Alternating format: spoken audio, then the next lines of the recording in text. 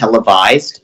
I'd like to ask that you ensure your phones are on silence mode and to keep your camera on and mute yourself when not speaking.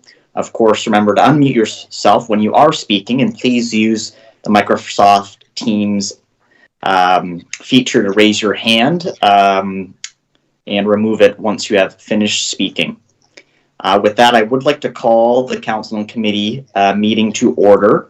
We have a few additions to our agenda this afternoon.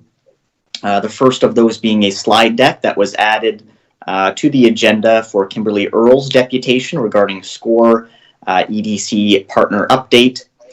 We also have an addition from a Carl Atkinson, and I'd like to go to Kevin, the Deputy Clerk, to provide the details on this addition.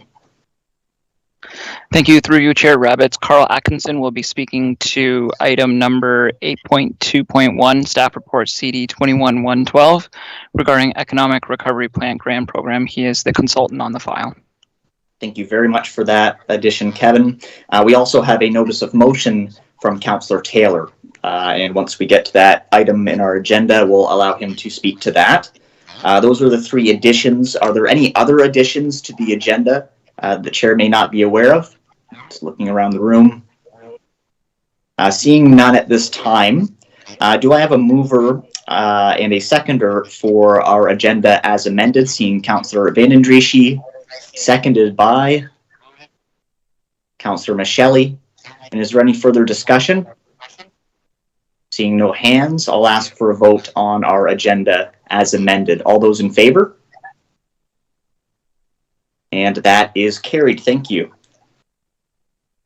Next, we'll ask if there are any declarations of interest. Do we have any declarations of pecuniary interest this afternoon?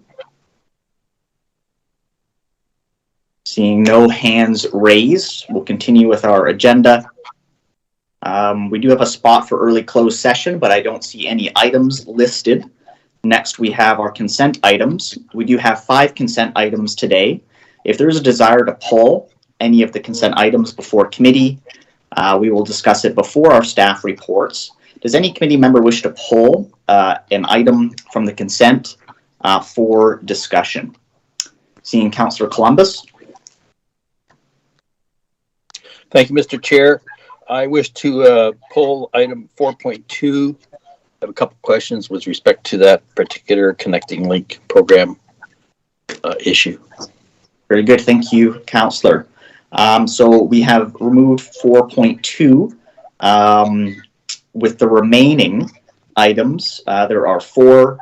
And is there any other items that a member of committee would like to pull at this time?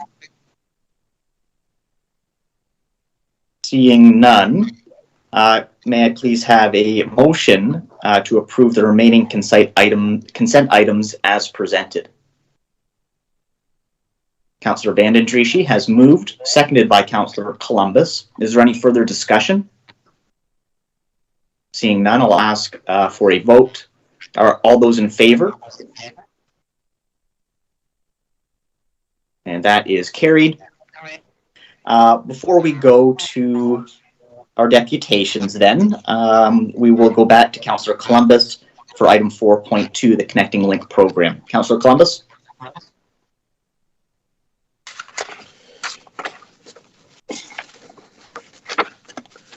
Yeah, thank you, Mr. Chair. And it's with respect to, hopefully Mr. Godby's on, that he can answer these questions. This Connecting Link project in Delhi that is proposed, I take it that's only for the engineering cost and the actual road construction will not be taking place until the following year, 2023. Is that correct? Mr. Yes. Yeah, thank you, Mr. Chair. Through you to Councillor Columbus. Right now, this project is currently in 2026.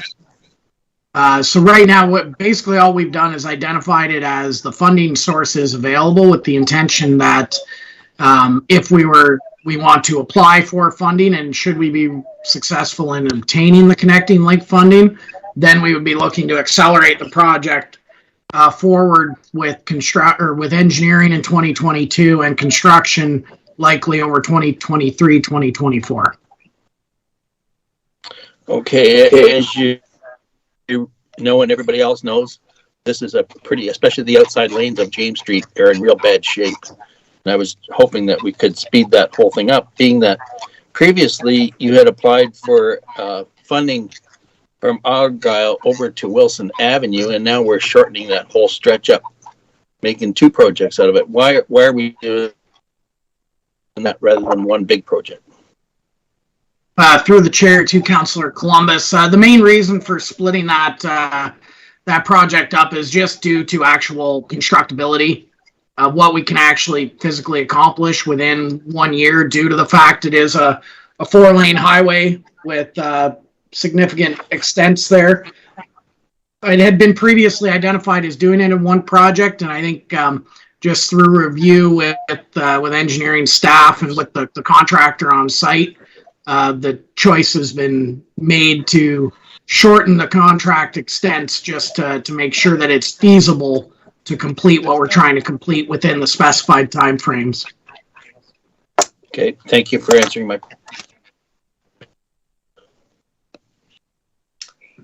Thank you, Councillor Columbus. With that, if there aren't any further questions of committee as it pertains to this item, I would need a mover and a seconder to accept the consent item. Seeing Councillor Van Passen, seconded by Councillor Taylor. Is there any further discussion? Seeing none, I will call the question. All those in favor? And that is carried. Next on our items here are our deputations. And my apologies, Kevin. Mr. Atkinson was going to accompany the staff report, or is it within the deputation section we'll be hearing from him? Through you, Chair Rabbits, it will be within the staff reports. Gotcha. So with that, we have 3 deputations this afternoon. A reminder to our deputations that you will have a limit of 5 minutes, and I will try to remind you when you've reached your 1 minute time limit. Up first, we do have Ed Hovestad of Port Rowan Community Church. This is regarding a burial site on church property and the adjacent county right-of-way. Ed, are you on the line? I see your icon, but I can't hear you. I see you raising your hand. You may speak, sir. Just want to do a sound check first.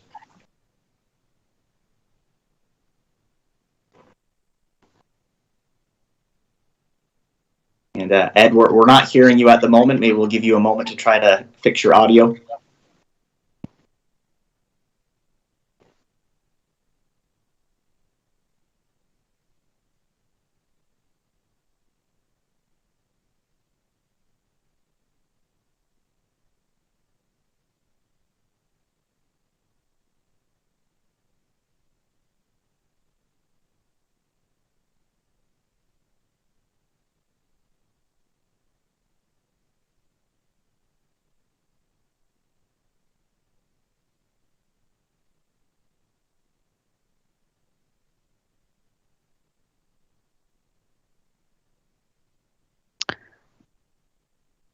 If it assists Mr. Hovestad, there could be I have the dial-in set up if you wanted to try connecting if the microphone doesn't work through the phone.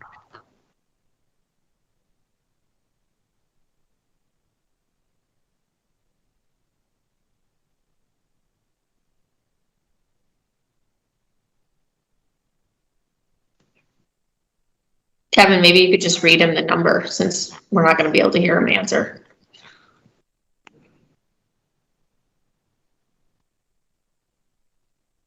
Just got to pull it up.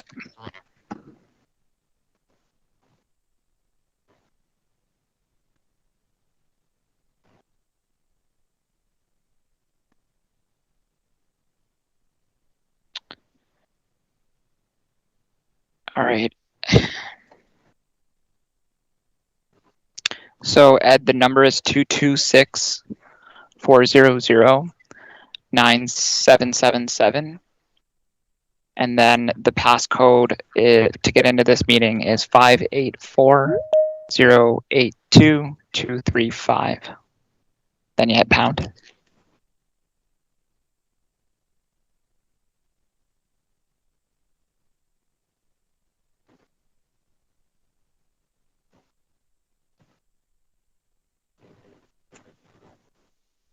And I'm hoping you got that information. Yes, Ed. hello?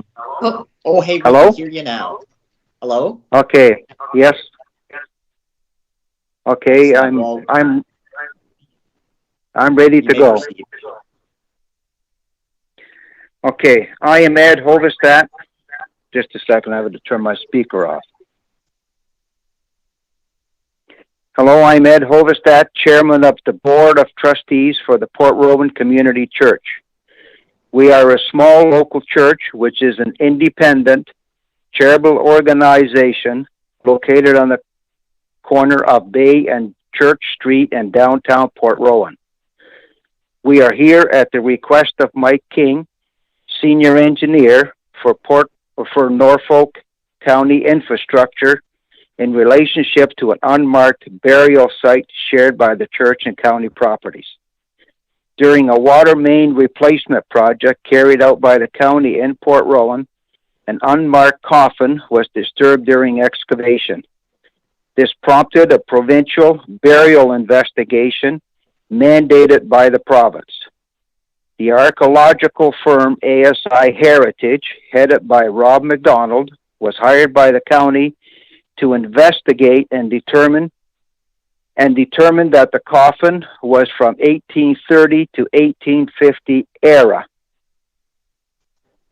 Since the burial site is shared by the church and the county, the province mandates we must investigate a 5-meter area around the coffin to determine if more coffins are buried nearby. Bob McDonald indicated this would cost the church about $25,000 for their portion of the work, plus the church or the county must provide an excavator and operator to complete this task. Any additional costs in the investigation must be borne by both parties. These costs do not include removal and reburial of the remains to a new location. The only alternative the church would have is to declare the area a cemetery site. According to provincial regulations, a fence would have to be installed 5 meters around the burial area. Since the coffin is partially located under an existing county roadway, it may have to be closed. The maintenance of the cemetery site could become the responsibility of the county. The Port Rowan Community Church is not in a financial position to pay for these expenses. We are in the middle of a COVID pandemic. Our memberships are mainly senior, and finances are difficult with rising costs for staples in life. The church is placed in a difficult position as a result of the county's excavation. We appeal to council to cover the cost of this project, as this places an undue burden on our membership and possibly affect our ability to continue as a church. Port Rowan Community Church is willing to continue participation in this project and assist in any way possible within our means to resolve this situation. The church will continue to respect this burial and honor their remains to the final destination. Thank you, Tom Michelli, our counsel, for his time and guidance in this matter. Thank you, counsel, for your time and patience. Thank you very much for your deputation today, Ed. Do we have any questions of committee for the deputation? Councillor Michelli? Thank you, Mr. Chair. Thanks, Ed, for this presentation. And as you have indicated, we've discussed this.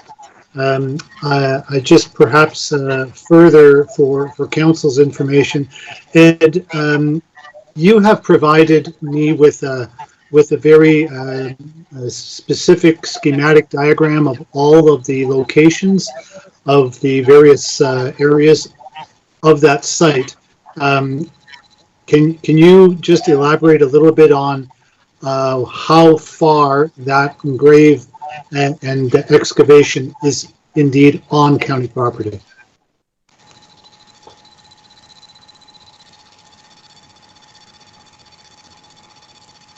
Apologies, Ed, we've lost your audio again.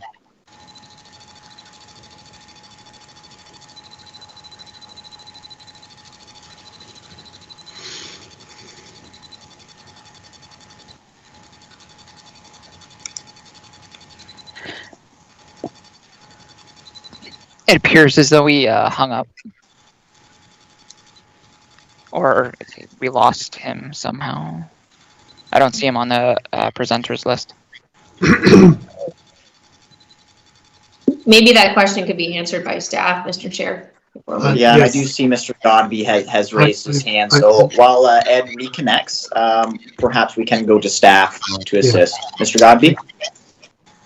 Yes, thank you, Mr. Chair. Through you to council. I'll be perfectly honest. I don't have access to the exact delineation there at this time for Councilor Michelle as to how far the encroachments are overlapping of this grave site that was discovered during the water main excavation. Other than to say that we've received direction from the registrar that, Norfolk County had to do some clearance activities within the actual county right-of-way. And carrying on after that, there was direction coming that as a result of this, that the church was going to have to do some additional exploration and clearance on some of their property. It was at that time that our engineering department had kind of suggested, well, this was not direction provided to Norfolk County. And it's not a county graveyard. The county roadway is now deemed to be clear. However, it was due to our work through that alleyway that this kind of unearthed this discovery. From a staff perspective, it was not really for us to immediately assume to undertake any further works within the private property of the church. And at that point, we had perhaps engaged or encouraged Mr. Hostat to, on behalf of the church, to either, I think through Councilor Michelle, to approach this council to seek some of that financial assistance in getting this dealt with. If it pleases council, that perhaps the easiest way to get the full big picture of this is we could bring back an information report kind of outlining the timelines and the specifics of everything. I know there's been a lot of back and forth between various staff at the county and the province, as well as the church. So I think really the easiest thing might be for us to summarize all of that and come back next month with that. Thank you for that information, Mr. Godby. We will return to Councillor Michelle, and I do believe he had some questions for deputation. I see that he has his phone, so hopefully we can resolve that audio issue. Councillor Michelle, could you repose your question to the deputation? Yes, Mr. Chairman. Ed, I was just asking before you left us about the extent to which your diagram that you gave to me shows how much the grave site is actually on county property, on the roadway. Okay, the actual grave site, I'm not positive of the location. Just a second, I got it. Can you still hear me? Yes, we can, Ed. Okay, where the actual coffin is located, I am not sure of. What I know is that according to our survey, 21 feet from the edge of our building is the edge of our property line, which is approximately 3 feet shy of the roadway, which means part of it is in fact on our land, but also part of it is on the county. Now, if we have to do digging, we can't dig on county property, and we would have to dig part of the county's property up because approximately 2 feet overlaps. So I'm not sure how we would ever be able to proceed. If the county can't go on private property, we can't go on county property. How do we resolve it? Thank you, Ed. And that I think is what I was wanting to know from you. And maybe for the benefit of council, I've been on that site several times, and Mr. Hovestad is quite correct. This is a circumstance where I'm not sure that any one party can actually do this independently. Mr. Chair, if I can just add one thing, I was going to ask what I believe Mr. Godbey has proposed.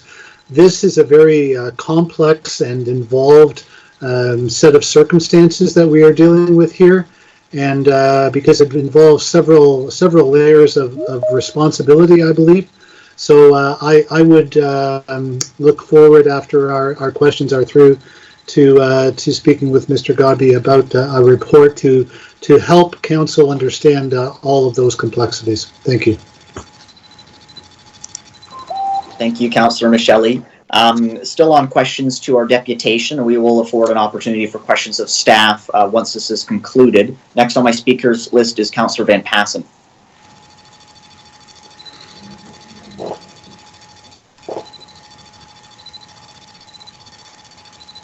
Yes, thank you, Mr. Chairman. I don't think it's all that complicated. The county was putting in a new line. We hit something. Sometimes you hit a gas line, sometimes you hit a phone line, sometimes you hit a hydrant line. This time we happen to hit a coffin. It's part of a cost of doing that project. That's why we build a contingency reserve, contingency fund into the contracts. And I don't know why it has to be that complicated. The county should just take responsibility, do the 5-meter survey, on behalf of the church group. And, we're the ones that created the problem. I don't think it's that complex. We should just carry on and get it done and be done with the whole matter. Thank you very much for stating your position, Councillor Van Passen. We are listening to questions of the deputation. And next on my speakers list, I have Councillor Martin. Thank you, Mr. Chair. Through you to Ed, our deputation. Ed, I believe I read at one point in time that there are no historic files for the church. Is that accurate? That's accurate. We have no files, and according to the archaeological survey, there is no records from the county either. Okay. And further to that, Mr. McDonald, you mentioned that I believe the province brought in and the county paid for. What exactly was he doing? He was responsible to do the investigation. Once the coffin was exhumed, then that automatically triggers this investigation mandated by the province. So I believe the county was obligated. Okay, and are those results then public? Like, I'm just thinking from a historic perspective, it's quite interesting. I know that Port Rowan was a very, very small community at that point in time. So although it's not a great news story, certainly to disturb any coffins, and it's probably quite stressful for the church, I think that there could be some pretty interesting historic documentation here that I think we could also be discussing. Well, according to Rob McDonald, the burial was between 1830 and 1850. Our existing church was built in 1858. And it's rather interesting. It's about 30 feet away from this site, and nothing was ever disturbed in that location previously, at least not recorded. And I think I recall at one point in time that Port Rowan was it was less than 80 people living in the community at one point in time, I think, and around that same time. So that it's really interesting. I think it would be helpful to see some of the documentation and bring that study forward just from local community historic perspective. But other than that, I'd have to agree with Councillor Van Passen, and thanks for your deputation today. Thanks. Thank you, Councillor Martin. Next, we'll hear from Councillor Columbus. Thank you, Mr. Chairman. And I don't know if Ed's aware of this, but under the Funeral, Burial, and Cremation Act, there's a section 96.4 of that act. And it states that if an organization or somebody's having an undue financial burden to cover costs, in such cases as this, that there's some assistance through the registrar of that ministry, which is the Ministry of Government Services and Consumer Services. There apparently is some assistance if the parties that are involved cannot afford to cover the cost. So perhaps Mr. Godby and staff can maybe do some research to assist you to see if there is some portion that we can offset the cost of looking after this problem. Yes, now I can give a partial answer to that. We are made aware of it, but we were told we have to approach the county for funding first. If the county cannot fund it, there is an option, but it still goes back to the same thing. If this is a dual responsibility between the church and the county, we can go on our own, but we can't go on county property. Right. Yep. And then what do we do with the remains? Once we do exhume and there is nothing else, what does the church do with the remains? I do believe that the remains of that coffin would have to be placed in a different location that's actually operated as a cemetery, my understanding. But who is responsible for that?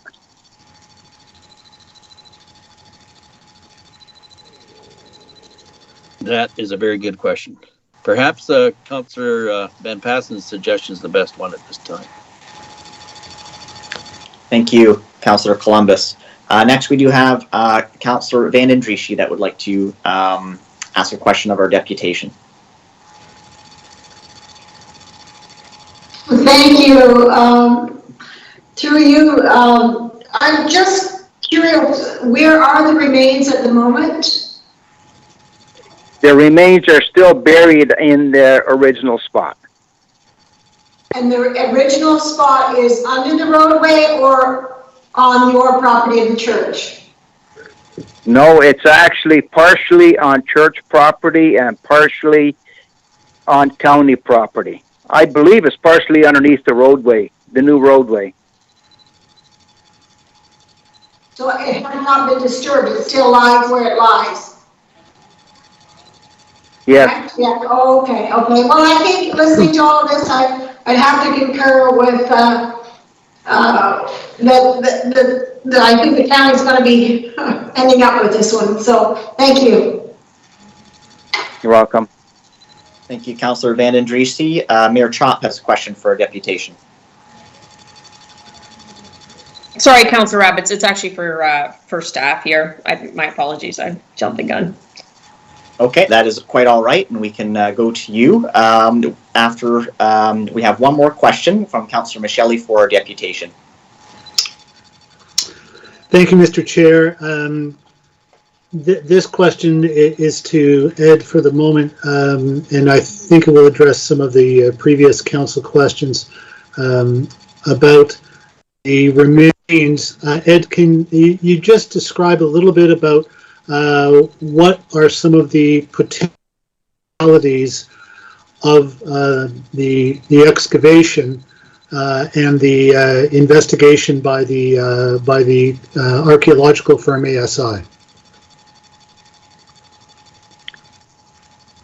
Well, one of the ramifications is I'm assuming at this time that the coffin that's existing has to be removed, for the simple reason otherwise it has to be declared a burial site.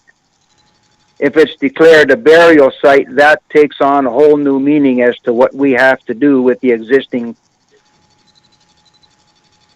perimeter that's around it. Like we have to establish a fence, and then we have to maintain it as a registered burial site.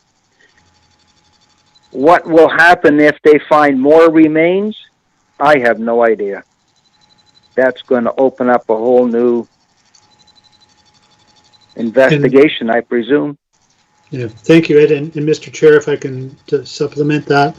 And that's the reason I bring that up. While I definitely concur with Councillor Van Passen's suggestion, I also want to be a little bit cautious about getting into this project without a little bit more understanding of what the potential extensions of this circumstance could be. If they find multiple other coffins on that site during the archaeological investigation, that could imply all kinds of other requirements from the county if we just go ahead with this carte blanche. Although I'm still in favor of doing what we can because I do believe, as Councillor Van Passen mentioned, without the construction by the county, this particular coffin would continue to remain unknown in the ground for perhaps ever. And so I do agree that we have in a way a fiduciary responsibility to make this right. Thank you. Thank you, Councillor Michelli. And if there aren't any further questions for our deputation, before moving on to resulting motions or direction to staff and questions, let's have it accepted as information. Do I have a mover to accept our deputation as information? Mayor Chop, seconded by Councillor Taylor. Is there any further discussion? Seeing none, I'll call the question. All those in favor? That is carried.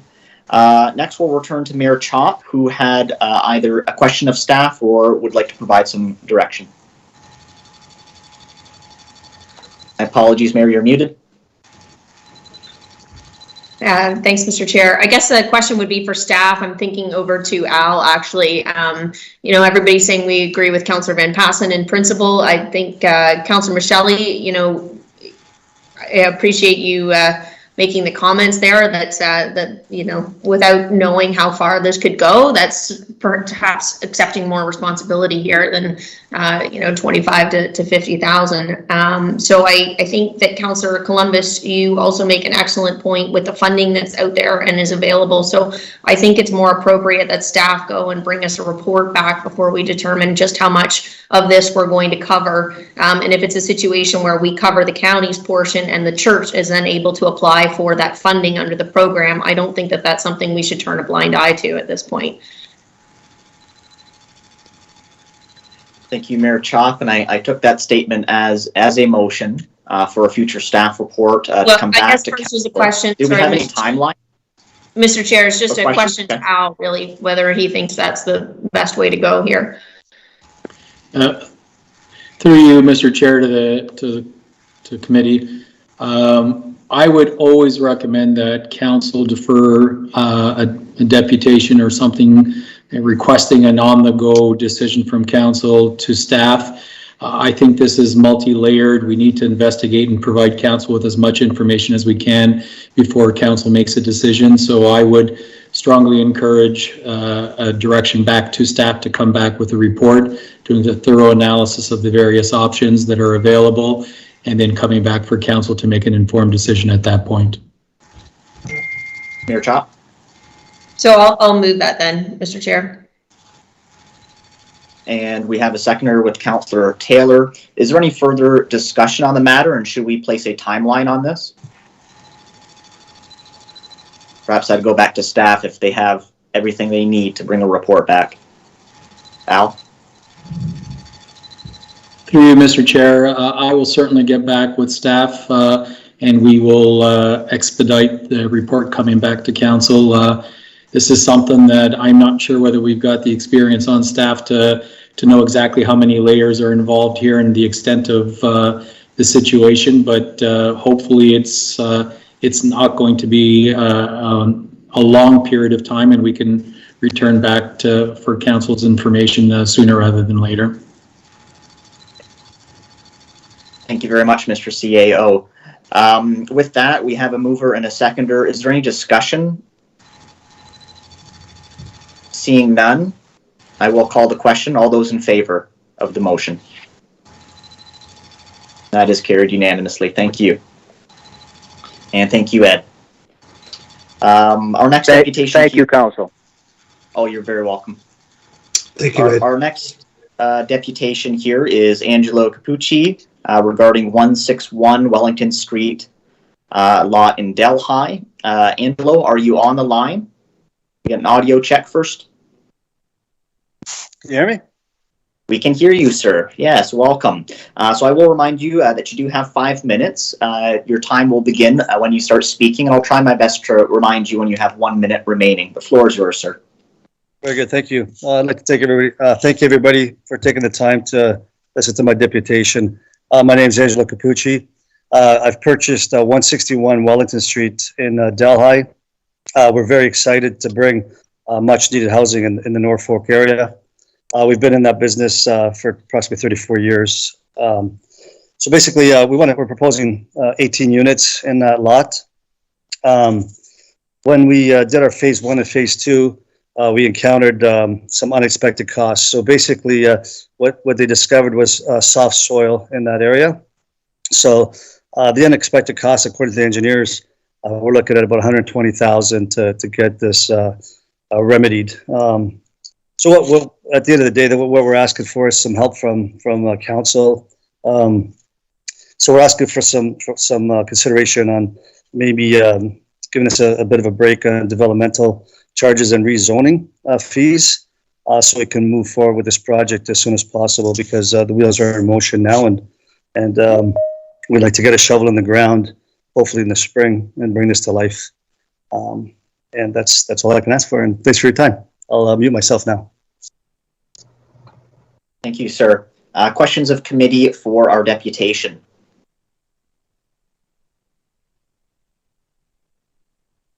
And Mayor Chop? I'm just curious why the due diligence wasn't done ahead of time before you purchased the property. Actually, it was, but we still proceeded. We still want to bring this to life. So we did know that this cost was going to affect the project, but it's obviously of concern. We were hoping that this site would have been clear, but it was not. And so we were aware of it, but again, we still want to bring forth a top-notch facility in Delhi, and anything would help us at this time. Okay, one more question, Mr. Chair. So what would be my explanation to the taxpayers in Norfolk County then when you purchased a property knowingly, having done the due diligence ahead of time for an 18-unit development, and now you want the taxpayers to bear a part of the cost? What would be my rationale for that? Well, I don't think I'm really asking the taxpayers. I was kind of aiming it towards the county. Yeah, I'm not so sure I'm asking the taxpayers. I was more asking the county if there's anything they can do for us. Well, the taxpayers fund the county, so somebody's got to pay for it. So it's the taxpayers. Norfolk County doesn't generate funds on their own. So for me, that's a little bit of a pretty big ask from a developer without a, I guess it would be. I don't know. I don't know how one would justify that. I'm not even sure, to be honest, legally, whether that wouldn't be considered municipal bonusing. So that it would also be a question for our lawyer for this deputation. I see. Okay. I didn't think I was stepping outside. I guess maybe in terms of taxpayers, maybe the accommodation of family in the area, maybe increased traffic to businesses in the area, maybe that kind of thing. But if I'm stepping over legal bounds, I apologize, and that was never my intent. No, I'm not saying you are necessarily. Again, I don't know the answer to that. It's just something that it is certainly a consideration in the municipal world, whether or not any payments to any developers obviously would be how that would be looked at. So it's something that council certainly could pose to our solicitor. But thanks. Yeah, again, it was more of a discount as opposed to, it's not a payout. It was just like if it was something that was possible, that's all I was asking. And if it's not, that's fine. But it was just a question that I'm asking. That's all. Thank you, Mayor Chop, and thank you, Angelo. Next, we'll go to Councillor Columbus. Yes, thank you, Mr. Chair. Angelo, Which company did you hire to do the soil stability study on that particular property? So we went through Joe Cahoon Engineering in Brantford, and the study was carried out by Englobe. Okay, and would it be possible to share that with perhaps our public works staff to review, just to see what the impact? Oh, I'm sorry, you're cutting out. What I asked you was if it was possible to share that report with staff, they could review it. Absolutely. Thank you. And before we go back to Mayor Chop, Al would like to make a comment. Al? Through you, Mr. Chair, to Councillor Columbus, I'd be hesitant to dedicate staff resources to this without getting, I think the point is quite reasonable. This is a for-profit enterprise that's entered into an agreement. Yes, we'd love the housing. Yes, we'd love the growth, but I'm fearful that if we're looking to subsidize this development, that we are getting ourselves into some very gray areas here, and I would recommend council perhaps not explore that at this time. And I'd be hesitant for staff to actually spend any time on this file, to be quite honest with you. Okay, I will go with your suggestion. Thank you. Mayor Chop, any questions of the deputation?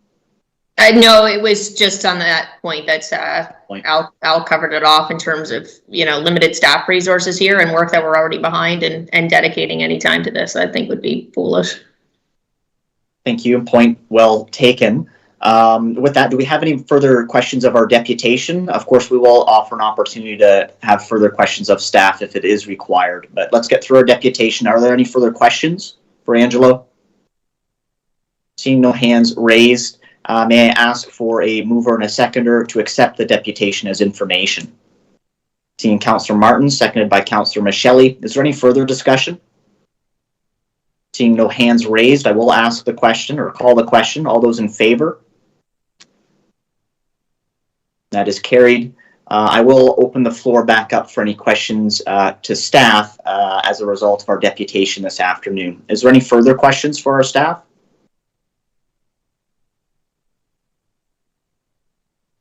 Councillor Van Passen. Thank you, Mr. Chairman. Probably should have figured this out myself, but is this property considered a brownfield site, or is it within the central business district of Delhi, either one of which where we waive the development charges fees?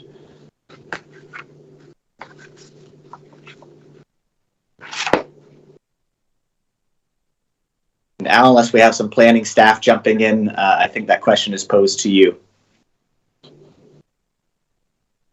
You see we have Mohammed. So here's Brandon. Brandon. Yeah, through the chair, I think that's partly why the deputation is here, as it might be outside the bounds of our community improvement program that we have set up. It hasn't been confirmed whether or not there is any brownfield component to it. So if it's within if it's within that area, we're going to be waiving how many thousands of dollars per unit fee?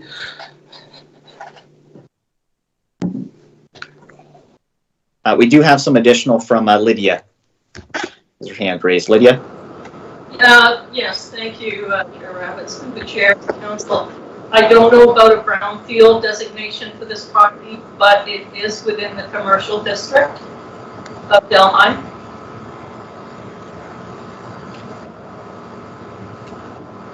Further, Councillor Van Passen? No, I think that should allay any fears of anything that we're not given a good deal of this on this project to start with. So thank you very much. Thank you. Mayor Chop. It's okay, Councillor. Let's move on. Very good. If there aren't any further questions of staff as it relates to our deputation or direction to be provided, we can move on to our next item, but I will open up the floor for any hands that may be raised. Seeing none at this time, we'll move on to our next deputation. I thank you, Angelo, for presenting this afternoon. Our next deputation is Kimberly Earls and Allison Warwick regarding SCORE, our EDC partnership. We're receiving an update. I do believe we have Kim on the line. Can we do a quick sound check? Audio check. Good afternoon. There are some slides provided as well. I can hear you, but now I'm just recollecting that we had some slides provided. Kevin, am I going to you? Are we having that pulled up, or what's your preference, Kim? Do you have the ability to screen share? What are we doing here? Probably just for connectivity issues, it might be easier if you can present those on your end. All right, if you'll give us a moment here. Sure.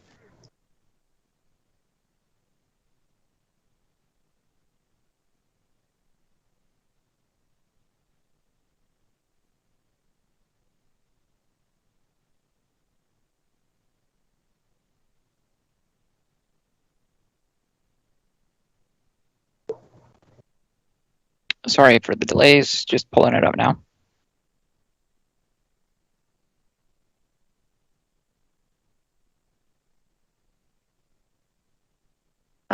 Very good. So we have it on our screen here, Kim, and perhaps as we go along, you might just want to advise Kevin to advance the slide.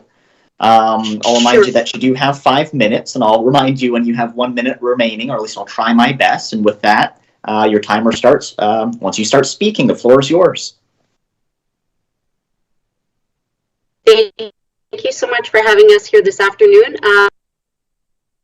I'm Chair, Mayor of Thames Center, and Middlesex County Councillor Allison Warwick was having some connectivity issues, so I will give regrets on her behalf. And but I just want to jump right in. So some background for some of you that maybe are not familiar with SCORE. We really came about as a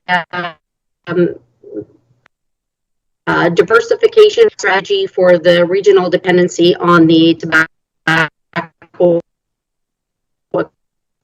economy. Back and that was the Sand Plains Community Development Fund, which was a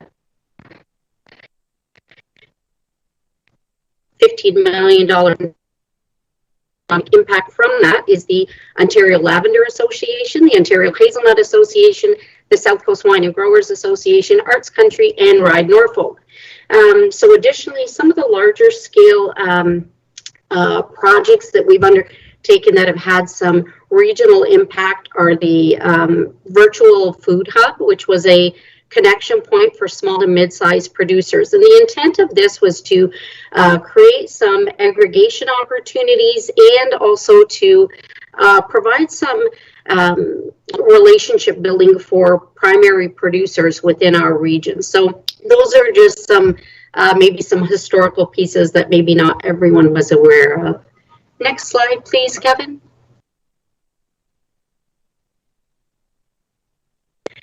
So our three areas of priority are infrastructure supporting economic development, human capital supporting economic development, and sector development with a focus on agri-food. Over the past 3 to 5 years especially, we've been very busy on the infrastructure portfolio. We have had, as a regional body, one of our board members appointed to the Ministry of Transportation Mayor's Task Force. Additionally, we've made a lot of progress in the community transportation file, so efficiencies in community transportation, cost savings through shared RFPs, and additionally, we've undertaken a mapping upload for the Workforce Planning Board. So if you're a job seeker in the area, you can go on a job seeker website and see where community transportation can sort of get you within your own community, but also within intercommunity transit. And that's really SCORE's role in that portfolio, is to provide that coordination and that resource management, I guess, if you will.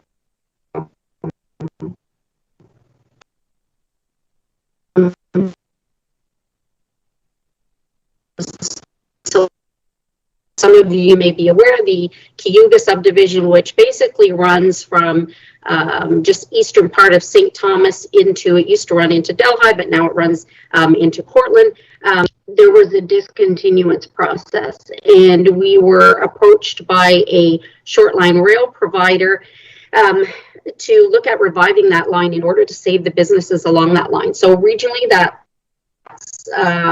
you know, there are some big businesses. So there's IGCP, which services the agricultural community around the area. There's Adient, which is an automotive manufacturer, Future Transfer, which does logistics, and it's about 800 jobs regionally. And in Norfolk specifically, I asked the businesses to pull percentages of Norfolk folks. That would mean about 150 Norfolk jobs. In addition, that project has spurred some investment inquiries in Norfolk in the Cortland area right near the end of the line. So again, that's I think speaks to some of our infrastructure initiatives. Again, we support broadband more in a supporting role of the Western Ontario Wardens Caucus and their initiatives there. And most recently, also the expansion of the natural gas phase 1 and 2 initiative. And so we were able to advance that. And back in 2018, 2019, I had an opportunity to attend Parliament in Toronto and speak to the passing of that bill, which led to the expansion of the natural gas program. So you can see that these are long-term, big picture projects that we're able to implement as well as envision. Next slide, please. So the human capital, this past year and a half, quite busy on this file. We're focusing on agricultural workforce capacity building. With the onset of COVID, we were very active and took a leadership position in issues related to seasonal agricultural workforce and domestic workforce. And part of that, results of that was the development of the Conestoga Agricultural Equipment Operator Program, which was a new program that received funding through the province of Ontario and other stakeholders such as SCORE. In addition, we continue to support the Fanshawe College Agri-Business Management Program. And so those are all go to enforce capacity building that support the agricultural industry. Again, partnerships with those post-secondary institutions and really focusing on some opportunities for early education. So ensuring that our rural schools and doing are not closing as much as they had maybe in the past 5 to 10 year time frame, and really working on that from an advocacy perspective. Next slide, please. Now, Kim, if I may, we have exceeded our time limit here. So I did want to ask if there is a concluding slide, or if perhaps you could conclude your remarks. Sure. Yep, absolutely. So I think in short, what the messaging I would like to provide is, you know, we've provided some large scale project, not only the development and coordination, but the implementation. And our partner funding has remained modest at $25,000 per year. Over the last 2 years, since 2019, we've been able to attract in excess of $3 million for the region. So I just think that speaks to value of partnership. And that would be all. Thank you. Thank you very much. While we get council back up on my screen here, I would like to ask if we have any questions for our partners at SCORE here from committee. Are there any questions regarding the update? Seeing no hands raised and my screen returned, I will ask if there's anyone that would like to accept the deputation as information. Do I have a mover and a seconder?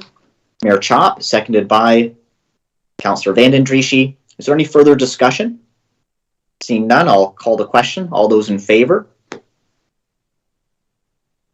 That is carried. And did we have any questions of staff as it relates to the deputation? No motions arising or directions to provide. I'm seeing no hands. Again, I'd like to thank Kim for attending on behalf of SCORE. And it's too bad we had some connectivity issues this afternoon, but I really want to thank you for your time, Kim. Thank Have a good day. You as well. Thank you. With that, we've reached the communications portion of our meeting. We have 11 items of communications here today. Do we have any members of committee that wish to speak to any of our communication items?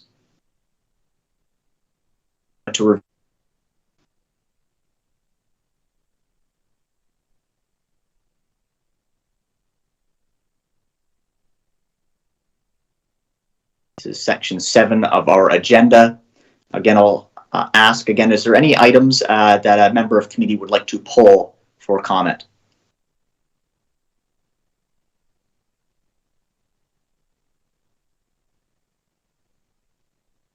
And seeing no hands raised, I'll then ask, may I have a mover and a seconder to accept the items of communication? Do we have a mover?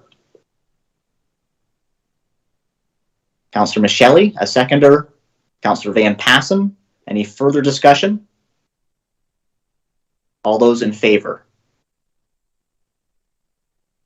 So carried. Thank you. Next, we're on to our staff reports. And our first report is from our Community Development Division. This is CD 21-112, Economic Recovery Plan Grant Program, Update and Award Recommendations. Do we have Svi on the line? I believe he's going to be presenting this. Mr. Lifchus. There he is. Yes, Mayor Chop and members of council, I actually have my colleague here, Chris Garwood, who will kick off the presentation, and we also have a member of our Economic Recovery Task Force that will be presenting part of this introduction. So over to Chris. Thank you very much, Zvi. And because Carl, who's the chair of the NSERT, has to leave, he will have to leave shortly. I'm going to ask that he was going to speak at the end, but I'll ask him to say a few words before he leaves, and then I will get right into the background. Okay, Carl. Thank you, Chris. Good afternoon, committee. Carl Atkinson, chair of the Norfolk County Economic Recovery Task Force. So I'll just give you a little bit of an update and request, if you will. The Norfolk County Economic Recovery Task Force has been working very hard over the last year to keep implementation of the Economic Recovery Plan moving forward. And the Recovery Norfolk grant proposals before the committee today are a key part of that plan. The task force was happy to see 13 applications put forward for the grants, and after careful deliberation, the group have recommended that 8 of those applications be approved for funding. Additionally, there are several non-recommended applications which were strongly supported by the task force during deliberations, but members wanted to see some specific pieces of the application changed for technical or implementation purposes before recommending to the approval of the projects. For this reason, as well as due to the high quality of the applications that came in during the first intake, the Recovery Task Force has recommended that the second grant intake program be approved. Thank you. Thank you very much, Carl, and thank you so much for your efforts. Mayor and Council, today we are here to provide an update on the Economic Recovery Grant Program and to seek Council's approval to disburse the grants as recommended by the Norfolk County Economic Recovery Task Force, the NSERT. The grant program is one of the initiatives that was proposed in our Economic Recovery Plan, and that was approved by Council last December in Council Report PD 2073. Staff would like to thank the Recover Norfolk NSERT subcommittee that worked on the objectives and framework and eligibility criteria for the program. And staff would also like to thank the NSERT specifically for the time and effort in reviewing all 13 applications, but also more generally for their dedication and commitment in leading the county's efforts in our economic recovery. As outlined in the report before you, the grant program was targeted at 3 main industries agriculture, downtown vitalization, and arts and culture. And the thrust of the grant program is to encourage the development of support projects that provide economic benefit to as many players as possible in a wide cross-section of those industries as possible. So the Director of Strategic Innovation and Economic Development, Z. Lifshitz, is here with us today, and we would like to open the floor and answer any questions that you may have. Thank you very much.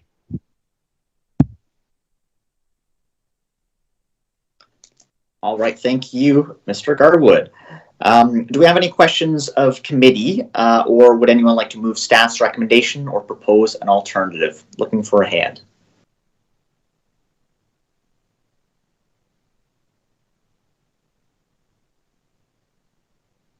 Councillor Columbus. Yes, I wonder, Chris or Zvi, if you could outline to us how you marketed this program to businesses and organizations and residents of the county. Through the chair to Councillor Columbus, I'll take that on. The marketing proceeded through multiple efforts. Since these grants were targeting non-for-profit specifically in the community rather than directly for businesses, we reached out to the non-for-profits in the community directly through multiple means, including one-on-one through emails directly to executives within those organizations. We also set up a web page that included the framework, the application process, the timelines, and social media was a key part of the promotion technique. We also leveraged some of our key partners in the BIAs, as well as the chambers and the members of our subcommittee that worked on this framework. We asked them to disseminate this, as they were all key stakeholders in the non-for-profit sector. And I would say, finally, in our newsletters, our monthly newsletters, we promoted the grants programs. So multiple concurrent efforts to get that word out as far and wide as possible. Thank you, Zvi. Councillor Van Passen. Yes, thank you, Mr. Chairman. I think the staff recommendation, it sort of allocates about a third of the available funding. And one of the things that they're asking for in the staff recommendation is that they are allowed to proceed with the second intake process. And I think one of the best ways to get the word out there, now that people see the type of grants that have been approved and you know what it is that we're looking for, I think that's probably the best advertising that we can give it. So I'd be happy to move the staff recommendation. All right, we have a mover for staff's recommendation. Do we have a seconder? And we do have some speakers still listed, but do we have a seconder for Councillor Van Passen's motion? That is seconded by Councillor Taylor. We are now in debate, and first we'll go to Mayor Cha. Well, I guess since we've entered into debate here, for myself, I think I'd rather see, I mean, we've used, like Councillor Van Passen said, about a third of the funding, and I'm not really interested in pushing money out the door when there's not the grabbers for it. But what my question would have been to staff, the possibility of reallocating at least part of that funding, maybe doing a second intake, but a second intake only up to, you know, an additional 30,000 and reallocating another chunk of the funds over to the community improvement grants, so that businesses are actually eligible, given that we have a much smaller pool. I can't remember the figure off the top of my head, but for those community improvement programs. And I think that there's a lot of businesses that would be more likely to maybe take advantage of that. And would you like to pose that as a friendly amendment, or did you wish a staff response, Mayor Cha? Well, it's up to Councillor Van Passen, really. I would be curious to see how much of the community improvement grants that we've allocated and how many more are in the queue that have applied that aren't going to get funding because we don't have enough funds. And it seems like a pretty significant difference, again, between this program and the other program. And I'd kind of rather see some of the businesses make some traction, since we do have a limited number of nonprofits throughout the community. We'll go back to the mover. Councillor Van Passen.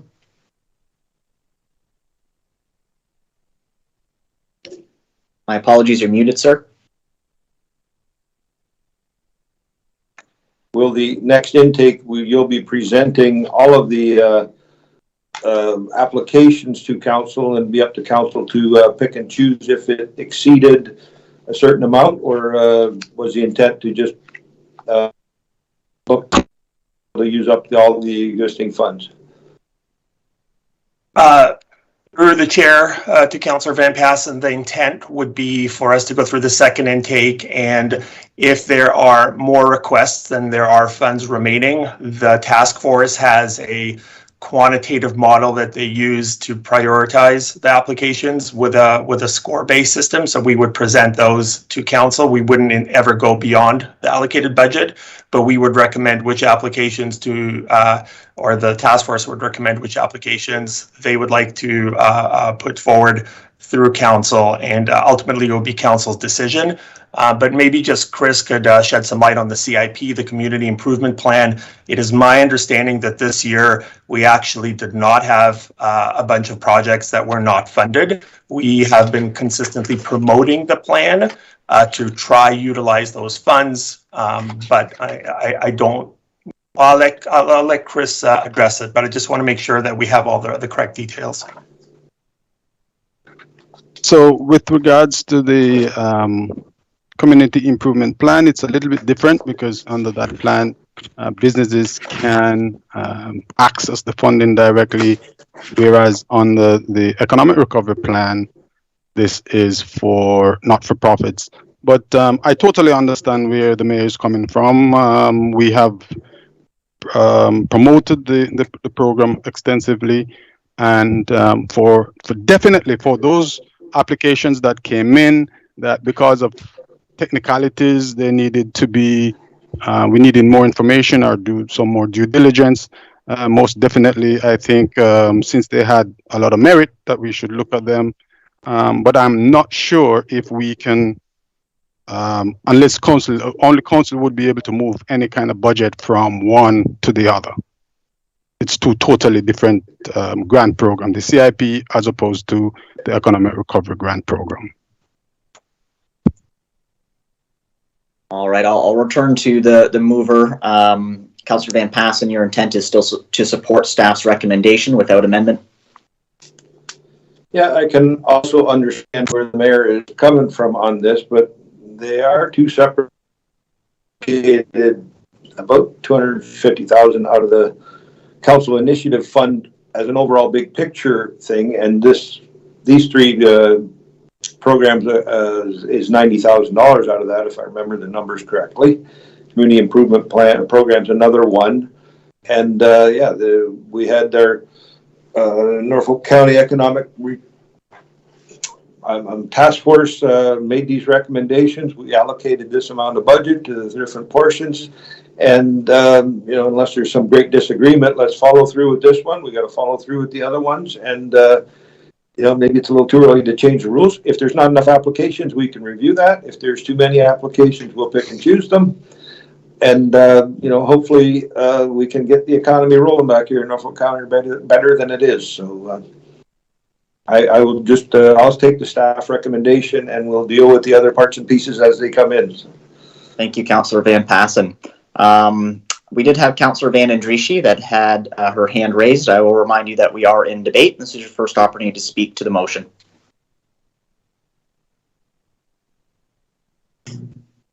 Thank you, Mr. Chair. I'm just curious, there was proposals put on the table, but they were not put forward. Is there any, what was the criteria of what you decide that is worthwhile and the others that are not worthwhile? Is there a specific criteria that you follow? Z? So through the chair to Councillor Van Andrieschie,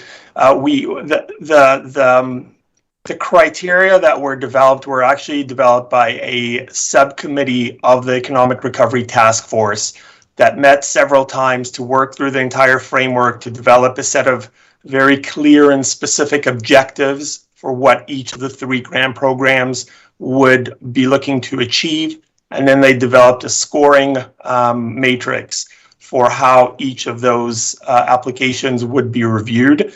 Some of the ones, as Chris alluded to, or maybe the chair Carl had alluded to in his presentation, some of those applications were actually quite supported by the task force, but for technical reasons could not prove there's technical issues that actually prevented the approval. And so what they asked staff to do was to put forward a second intake where those applications could address those technical issues and then reapply, because they felt that there was merit in the applications, but just some issues in how the applications were actually structured did not fit what we could do. So for example, we cannot give a grant to an individual. It has to go to an organization that is a non-for-profit. But if that could be resolved, the actual goals of the project were very much supported by the task force. So that is the rationale that's how we reached the task force reached the decision, using those criteria and those objectives and those scores.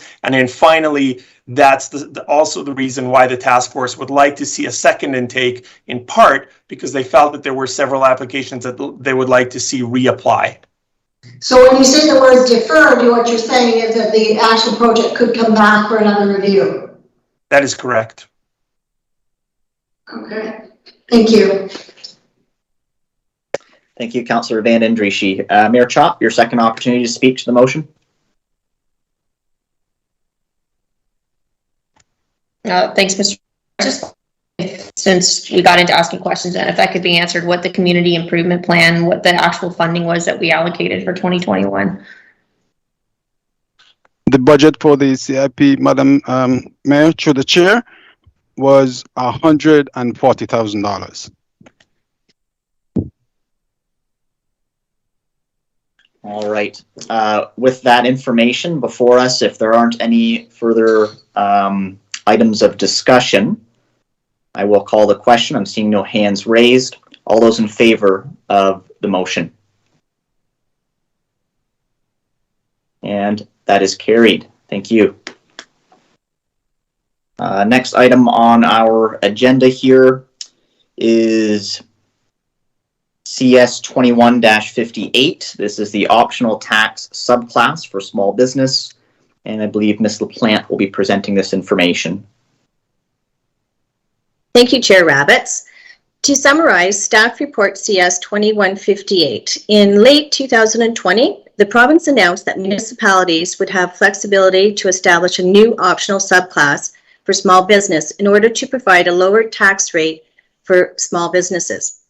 Few details at the time were provided to municipalities. However, in May of 2021, according to the Municipal Property Assessment Corporation, only 9 out of 444 municipalities in Ontario have implemented this program so far. Most municipalities have instead chosen to monitor those municipalities until best practices can be established. Some of the guidelines provided by the province include municipalities are responsible for small business for their area. Municipalities develop the program, determine criteria and eligibility. The municipality must also advise impact which properties will be part of the subclass. The tax rate for the subclass can be up to 35% lower than the regular class rate. Commercial and industrial properties may be included except for parking lots, vacant or excess land. The municipality must also appoint a program administrator as well as an appellate authority. Also, municipalities must publicly list which properties are approved for the subclass. Municipalities may pass a bylaw requiring that landlords pass along the tax reduction to tenants. The province strongly encourages municipalities to consult with local business stakeholders. A lot of responsibilities for the municipalities with this new program. So some of the municipal challenges that have been identified are defining eligibility, what to consider, what is fair. For example, do you use the number of employees, annual sales, building size? Will there be an application process to determine eligibility? Staffing resources to develop and administer the program will also be needed. And funding, is the cost of the program passed on to all ratepayers, or is it funded by non-qualifying properties within the commercial or industrial classes? To demonstrate due diligence and to develop a fair program will require a substantial commitment of staff resources to explore all options, present them to council for consideration, and consult with stakeholders. Additionally, staff resources must be committed to administer the program, and before moving forward and investing more time, staff felt it responsible to seek direction from council. The report provides 3 options for council to consider. Staff is recommending option 2, which is to hold off any implementation at this time, but continue monitoring municipal best practices and provincial parameters and provide updates to council as more information becomes available. Just a little more information for you. Funding a tax rate reduction for a subclass is either the commercial or the industrial broad classes may be financed in one of 2 ways. You can fund from within the tax class. This would mean that all properties in the commercial or industrial classes that are not included in the small business subclass would pay for the cost of the reduction. For example, if 10% of the businesses qualify for the small business tax rate and the total taxes are reduced by $1 million, the taxes of the other 90% of businesses at the reduced rate will increase to make up the $1 million. The second option would be funded from all tax classes. Under this model, all taxes for property that is not identified for the small business subclass would increase to make up the cost. For example, if the cost of the reduction for small business subclasses was $1 million per year, all other property taxes would be increased to make up the shortfall. This would include residential, farm, managed forest, and multi-residential taxpayers. An example was this: in 2019, Norfolk County reduced the farm tax rate from 25% of the residential rate to 23% in an effort to mitigate the impact of increased farm assessments. The impact of the reduction was shared amongst all of the other broad taxes, the largest of which is the residential tax class. In Norfolk County, residential taxes account for close to 80% of the total tax levy. If with that, I'd be glad to answer any questions of council. Thank you, Ms. LaPlante. Are there any questions of committee, or is there any member that would like to move staff's recommendation or propose an alternative? First, we'll hear from Councillor Vanden Driesche. Thank you, Mr. Chair. This to me is fraught with incredible problems and not a very fair process in the fact that I can understand the reasons why, but yet at the end of the day, someone else has to pay for it. So I'm with you, and I would support staff's recommendation that we just hold off and watch what's happening in other municipalities, because this one gives me grief when I think about it. So thank you. Thank you, Councillor Vanden Driesche. At this point, were you just expressing an endorsement of staff's recommendation, or would you like to move it? I'd like to move it. Okay, I'll look for a seconder. Do we have a seconder for the motion? Seeing Councillor Columbus, we have now entered into debate. First, we'll hear from Councillor Taylor. I was going to ask this as if it was a question, but we can make this some debate amongst ourselves here. Instead of just having this monitor the situation sort of point going out there, why don't we put a date on it, or would staff prefer a date? Should we have them monitor it and come back and say 2 years with this is where those other municipalities are at, or what would a timeline on that be? Because I think just having the monitor the situation motion out there is a little loose. I'd like to see that tightened up just a touch. Point well taken, and that's a good question for staff. Ms. LaPlante, is this open-ended? Is there a deadline or a time frame we could expect to receive an update? Through the chair to Council and Councillor Taylor, that is a good question. As far as timelines, I would expect that we probably within a year. There are a couple, like I said, I think the number of municipalities that have implemented the program, we can start monitoring them and see the results, and we can investigate as other communities come on board. But I think there'll be the first round that'll be coming on in 2022. So sometime in next year, I would think would be, in a year's time would be reasonable. And if anything changed before then, we would report sooner than later. Further, Councillor Taylor? Would it be appropriate to perhaps tack on and have further reporting brought back to Budget Committee for next year? We'll pose that. I'm not seeing any objections on staff's behalf, but we'll pose that question to the mover. Councillor Van Andriessen, any concerns? Not a problem. Not a problem. Sounds good. Very good. Do we have any further discussion? I see Councillor Columbus has his hand raised. Yes, thank you, Mr. Chair. And I see this as an issue for our HR capacity in our corporate services department. I think it's just going to add extra paperwork, and I don't see it.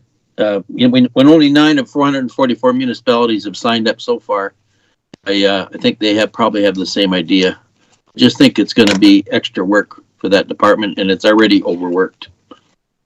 Thanks. Thank you. Is there any further discussion on the motion? Seeing no hands raised. Oh, Mayor Shaw. Yeah, Van Passen, I'm sorry, Councillor Taylor. I think that staff, I mean, if they see that there's a need and a benefit, they can bring something back, but to ask for a report that may or may not be necessary if they don't believe that it would be a benefit to the corporation, it's just, again, adding another report that's probably not necessary. At the end of the day, you know, we've been raising taxes year over year here on people substantially, and if you're going to reduce a tax class, you're going to have to raise your the other classes. So I'm not sure that after what we've been through over the last few years, if next year is even the right time for that. Perhaps a few years down the road, as you know, we start to change that trajectory, then that might be something to consider. But I don't know in a year's time whether or not you know, you're going to be willing next year to raise the other tax classes to make up for a small business reduction. Thank you, Mayor Chop. Is there any further discussion, Councillor Taylor? Yeah, like I said, I just don't want it lost in the ether out there. So whatever the timeline on it, as long as there is something there for some amount of a timeline, I am happy with that. I too don't know if we'd need it next year or not. So that's the only reason I want a timeline. Thank you. With that, if there is no discussion, I will call the question. All those in favor? That is carried.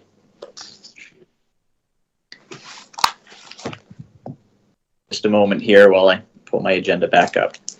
Okay. Our final 3 reports are going to be from our Office of the CAO. The first among those is CAO 21-66, Single Source Request for the Purchase of Physical Records Storage Software, File Trail. Mr. Klingenberg, will you be presenting this report? Through you, Chair Rabbits, to committee. Yes, thank you. The staff report before you is to request a single source purchase for File Trail, a replacement of Norfolk County's current physical storage software program called OmniRim. The primary reason why a single source purchase of File Trail is requested is for business continuity of Norfolk's records management program. The problem we are facing is with data migration containing our entire records management system out of OmniRim and into another program other than File Trail, which is the only known option. So it presents trying to find a record without equivalent software brings up needle in a haystack imagery, if you will. It'd be like walking into a library trying to find a book without any search tools, labels, sections, or signs. So staff sought legal advice, researched alternatives, and reached out to other municipalities on how to best continue its records management program. No viable, tolerable alternative to single sourcing File Trail was available that would ensure the records management program could continue without significant disruption in information services provided to the public and on county operations through an increase of research barriers. File Trail has several benefits as well of modernizing the county's records management program through efficiencies in record search and destruction, stronger auditing and reporting capabilities, and a web-based server freeing up space and demands on our local county IT systems. This report does not require a 2021 budget amendment. Costs associated with this project will be included as a part of the 2022 capital budget should council approve the single source request. I'm available to answer any questions committee may have regarding this report. Thanks. Thank you, Kevin. Do we have any questions of committee? Would anyone like to move staff's recommendation or propose an alternative?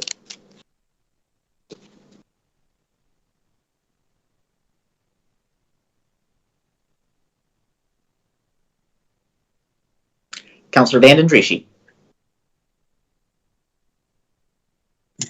I do see your hand raised. I apologize. You're on mute. Okay. Thank you. Through you, yes, I would make a recommendation, especially if it's going to be not attached to this budget. So just, and can I ask a question at the same time? Okay, thank you. Absolutely, yep. So with this all on and incorporated in files and clouds somewhere, does that mean we have no paper trail of any sort in the basement? Through you, Chair Rabbits, to committee member Van den Drieschie. No, the paper trail, excuse me, the paper trail is still there. It's just it's like a search. It's like a search software program. And it would be like walking into a library where you didn't have any computers to find where your book was that you were looking for. So it makes research extremely difficult, and we've been reliant on OmniRIMS since 2002, and there is not a viable replacement that we could locate, and staff have looked far and wide, but unable to find a viable alternative other than File Trail. Okay, well, with that, I will accept your suggestions and we'll make that a motion. Thank you, Councillor Van den Drieschie. Do we have a seconder for the motion? Seconded by Councillor Micheli. Is there any discussion on the motion? Seeing no hands raised, I guess it's pretty straightforward. I will call the question. All those in favor? That is carried. Thank you, Kevin.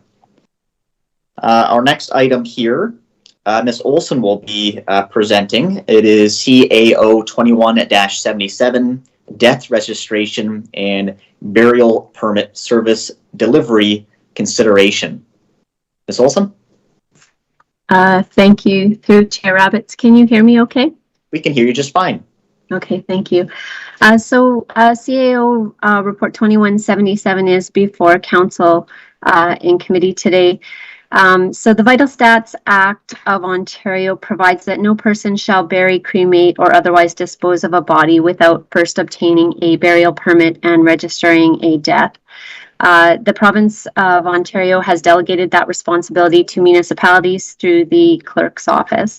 The clerk typically delegates this authority to deputy division registrars, and these deputy division registrars have to be approved through the Office of the Registrar General. So currently the county is issuing the permits and doing the death registry through a two-pronged process, which is fairly standard across the province. So deputy division registrars will receive the documentation in person from the funeral homes, which is a requirement of the Act. The deputy division registrar will ensure all of the information in the documents are correct. They'll make sure that the body has not currently been disposed of, and upon confirmation of all the information, they will issue the burial permit. The funeral home will then leave with the burial permit. The burial permit information is then forwarded back to the clerk's office, who does a second review, corrects any information with the funeral home or the medical officer of health if there's any issues. They will record all of the information into a provincial workbook, and then this is submitted weekly through a manifest to the province. So, as noted in the report, a number of municipalities have implemented a death registration fee to cover the staff administrative costs to perform this service. Norfolk County has not implemented this at this time. During COVID, the county put into place some processes to limit individuals having to come to the office during COVID, and that process has since been discontinued because it is not an acceptable practice by the ORG. So funeral homes now have to come back to the office to get the burial permits and complete the death registration process. Some of the concerns we've heard from the funeral homes are related to a couple of factors, one being that they can only access the burial permits during business hours, which sometimes is a challenge because burials sometimes they want to take place on the weekend, and sometimes there are some religious or cultural reasons why a body needs to be disposed of on the same day that the person dies. The other concern from funeral homes is that we are only offering in-person service in Simcoe every day of the week. We have recently opened up some pop-up locations, so once a week there is a location in Delhi, Port Rowan, and Langton where the funeral homes can come and get these permits. So one of the gaps in service that we've found is that we are not offering after hours or weekend and holiday service, so we would like to rectify that. In consultation with some of our neighboring municipalities, we have determined that some of them have solicited and found agents throughout the community who can provide these services on behalf of the municipality after training. And of course, there's a cost for that service. So we are simply looking to implement a user fee to be able to provide this enhanced service to the funeral homes, as well as to recoup some of the costs of administration time in this process. So that is our request for today. If council is in agreement, these user fees would come into effect in 2022. And staff would proceed with developing a process to provide this enhanced service. And I'm available to answer any questions should council have any. Thank you, Ms. Olson, for your report. First, we'll go to Councillor Columbus. Thank you, Mr. Chair. Ms. Olson, have you communicated that user fee, the $28 fee, with all 6 funeral homes in the Norfolk County District? Through Chair Rabbits to Councillor Columbus, we have not communicated this out to all of the funeral homes. I have had a few conversations with a couple of them and had indicated that if they're looking for the after hours service, that there would be a cost to that because we would have to pay staff to come in on weekends or find an alternative way to provide that service. So they are aware of that. The 2 funeral homes that I spoke to are aware that there are other municipalities that have those fees. I'm not going to say that they were in agreement or not in agreement, but I did make them aware of. That would be my recommendation to bring this forward. And Mr. Chair, I've had significant feedback from the Murphy Funeral Home here in Delhi. During the month of September, they had to make 18 trips to Simcoe at 2 hours a trip, because they to drive there and to wait in line to get the service and then back. And they claim it's pretty onerous on them, whereby since the Delhi office has been closed, it's creating some hardship for them, where they have to pass this cost on to the family for the burial cost. Is there any chance that we can have that Delhi office open greater than what it is, just from 9 o'clock till 4 o'clock on a Wednesday? Through Chair Rabbits to Councillor Columbus, that is not something I can speak to. Having that office open, that would be probably more of an Al or a Shelley conversation. However, in the consideration of our report in being able to have agents do this on after hours and weekends, our intention would be to try to find agents in the various communities so that they would be available for those kind of services. So in speaking with one of our neighboring communities who has implemented this agent process, they have indicated that they are using it in a number of their communities and that it has even reduced their time at the office. So a lot of the funeral homes are just simply using the agents and not coming into the municipal office for the permits because it's much more convenient for them. So I think it's a positive thing. It provides a service that we aren't currently providing after hours and weekends. and it could possibly manage some of those issues with the commute for some of the funeral homes. Just further comment from the Murphy Funeral Home, they've indicated that most of their funerals are on Monday and Tuesday, and the Wednesday actually creates more of a problem for them. Had it not been in support of Monday or Tuesday, would help offset some of their time requirement.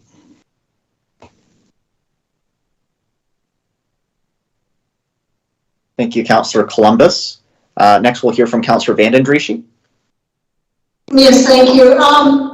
My question is that what were we charging before? If you want to do it at $28, what was the price before? Through Chair Rabbits to Councillor Vanden Drieschie, Norfolk County has not been charging a fee for this service. Okay, well, I think we should. I'm thinking that you're right. If we have agents out there, it's also, after training, would be very beneficial. It's too bad that we couldn't have Delhi running more, because at least it's convenient in a certain area. But having it once a week does really work with funerals, and I can understand where the funeral homes are having a problem.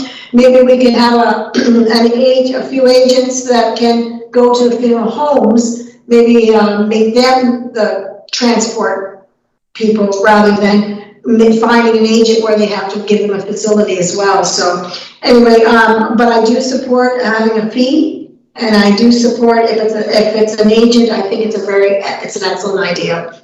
Thank you. Thank you, Councillor Vanden Drieschie. Is there any member of committee that has further questions or would like to move staff's recommendation or propose an alternative?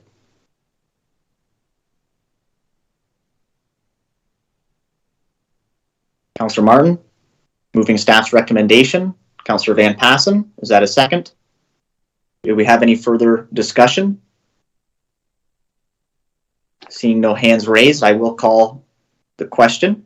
All those in favor? That is carried. Thank you.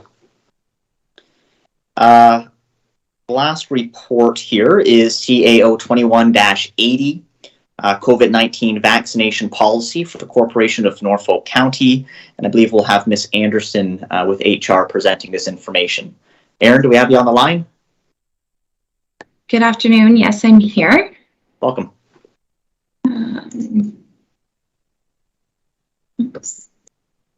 Okay. So thank you, Chair Rabbits, and to Council. So throughout the pandemic, Norfolk County has diligently assessed and followed the guidance of provincial and federal governments and public health agencies. The county has instituted all prescribed health and safety measures and has implemented reasonable steps to safeguard the health and well-being of employees, community members, and others who spend time in our facilities. As you're aware, Norfolk County has an obligation under the Occupational Health and Safety Act to take reasonable precautions to protect workplace health and safety, which includes hazards posed by infectious diseases such as COVID-19 and the associated variants. The implementation of a COVID-19 vaccination policy as an additional control measure complements the other workplace health and safety measures that are already in place. This includes daily screening, mandatory masking, physical distancing, proper hand hygiene, and enhanced cleaning protocols.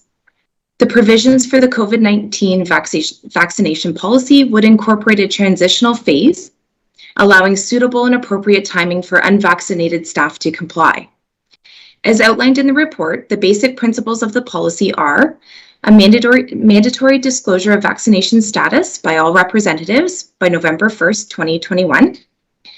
As of December 6, 2021, those staff who are unvaccinated or have not disclosed will be required to submit proof of negative rapid antigen tests before they can attend work. Any of the costs associated with tests, including tonnage, are not covered by the county. There are, however, exceptions to that for accommodations or any status under the Human Rights Code. Anyone who fails to submit the required testing on time or receives a positive test may not attend work or a county facility. Any falsifying or misrepresentation of screening records, disclosures, rapid antigen tests would be grounds for discipline up into including termination or any other legal recourse. And the other element of this policy is that all new employees will be required to be fully vaccinated to meet the conditions of employment. So now that COVID-19 vaccinations are readily available to all Canadians, including those who work for Norfolk County, and that we know that vaccines help to reduce the risk of contracting the virus and are effective at preventing hospitalization and death, staff are recommending the implementation of a vaccination policy, which acts as an additional preventative safety measure to help mitigate transmission of COVID-19 in the workplace. The senior leadership team has reviewed options related to vaccination policy and is recommending a corporate policy that requires the mandatory disclosure of vaccination status and mandatory testing of unvaccinated staff on a routine basis. And with that, I or members of the senior leadership team would be happy to answer any questions. Mayor Chop. Thank you, Mr. Chair. I have a whole bunch, Aaron. I'm so sorry. This is just such a significant issue, and then I don't think it's something that can just be adopted so easily. So I guess the first question that I have, did we do a survey of county staff? And if so, what is the % of essential county services that are being carried out currently by unvaccinated individuals? And what do we think that the effect on essential service provision would be if unvaccinated proportion decides not to participate in the program? Specifically, I'm looking at as well our volunteer firefighters. I think that we've already struggled in that department. And if we look to reducing our volunteer firefighter program, I'm curious how we intend to now add that to be funded off the levy and hiring full-time individuals. So I struggle particularly in that area as well as in our water operations. Thanks for the question. So through Chair Rabbits to Mayor Chop. So we didn't conduct an initial survey. The thought process behind that with senior leadership in our emergency operations center was that we know the vaccination status of Haldimand Norfolk in general, and us being a large employer, we figured that the percentage rates would be same to those in the population. Okay, so we're at 80% in Haldimand Norfolk, so we have 20% of our staff that we're estimating that are unvaccinated. And of that 20%, then, I think it's important to know how many, aren't going to be willing to take on doing this additional testing, again, especially in the area of volunteers on our fire department. Another question, I guess, how much more likely is it that an unvaccinated rather than a vaccinated person is carrying COVID?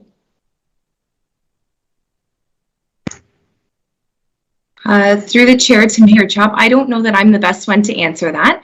I'm not sure if Ms. Van Dyke is on the call and would be able to assist with that question.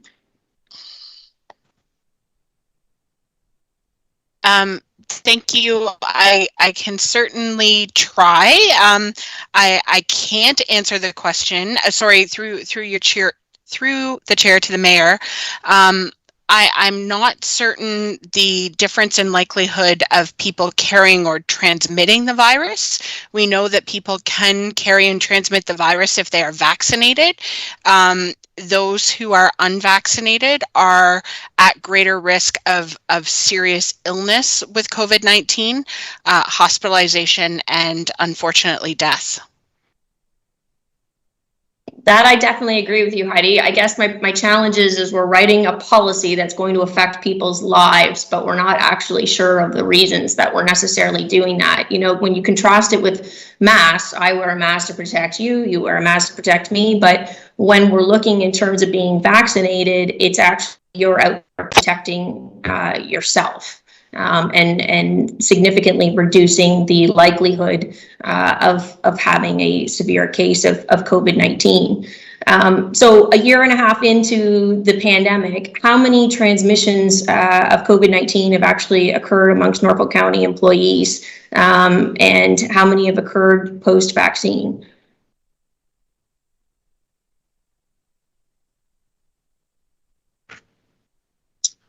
Through Chair Rabbits to Mayor Chop, we've been very fortunate in the corporation that with all of the policies and procedures that we have in place that our Missability has been quite low. We've had positives in the workplace. However, with social distancing and again, the other protocols in place, we've been very fortunate that we've limited the spread in the workplace.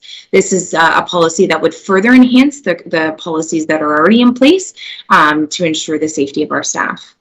All right, so Aaron, what evidence, like what scientific evidence is there to show that this policy would actually, prevent transmission?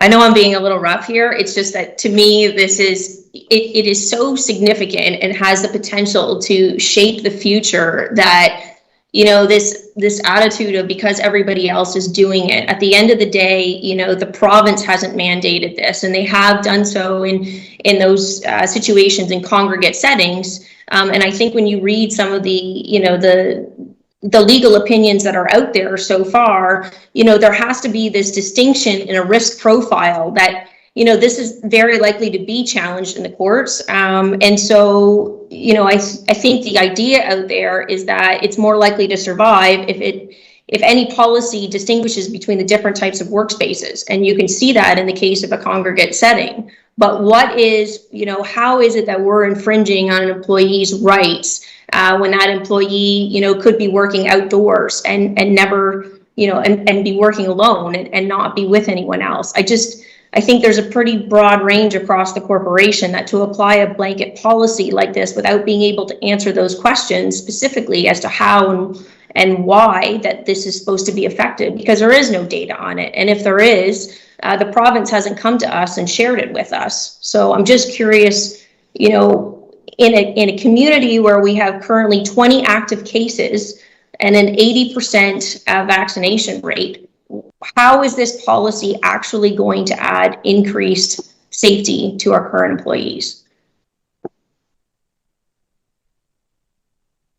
So through Chair Roberts to Mayor Chop, I think the policy, the more people we can ensure are not bringing COVID into the workplace. And so if you're vaccinated, there's, a smaller chance that you're bringing that in. If we do rapid antigen testing, we know that staff are not, coming to work. They may be asymptomatic, but we know through the test that they've tested negative. There's also some commentary in the public about, you can't go watch your kids play hockey, but yet all the staff that are in the arenas staffing it don't need to be vaccinated.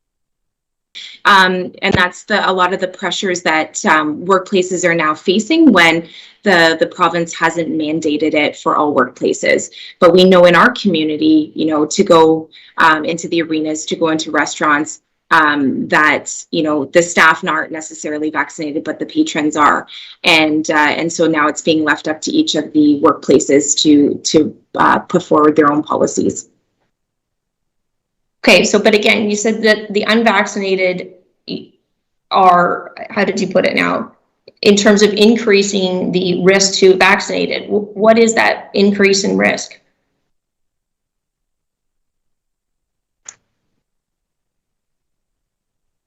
Through Councillor Roberts to Mayor Chop, I see Heidi's hand up, and so I'll pass it over to my colleague. So thank you, Aaron, and through the chair to the mayor. Certainly, I'm not able to quantify that today. I can get that information for committee before council next week. I think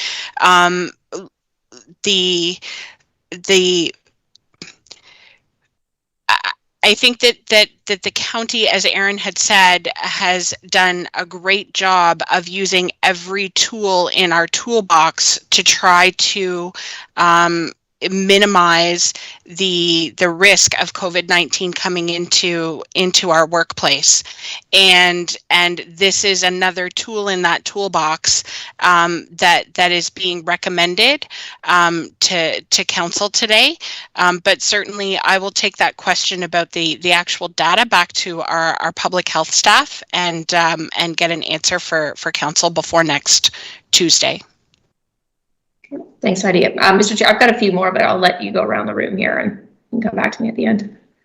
That's very much appreciated. Thank you, Mayor Chop. Next on the speakers list is Councillor Vandendriessche. Councillor?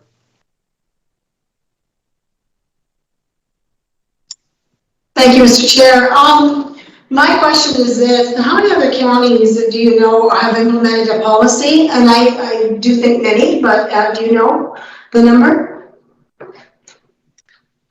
Through the chair to Councillor Van Andruschi, we do know that many of the municipalities that certainly we are in contact with have implemented same or similar policies. Some of them have gone to the next level and have mandated vaccine and not given options for the antigen testing. So certainly in our HR group that we call the Golden Triangle group, many of the municipalities, if not all of them, have implemented something similar.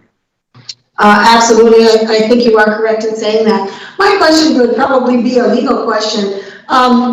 Say, for instance, a person, if we did not this, excuse me, if I had to have someone come out, an inspector or a fireman or whatever, come out to one of our, to the farm or to a home or whatever, and that particular person who is unvaccinated from the staff of the county transmits the COVID virus to my elderly mother, who's probably got the vaccine, but maybe for some reason she's very vulnerable, or to a child under 12. Who's responsible? If it comes to a point where we say, we know that this person is not vaccinated, works for the township, but has passed on COVID-19, and God forbid, someone gets seriously ill or passes away, is there a liability issue to the county?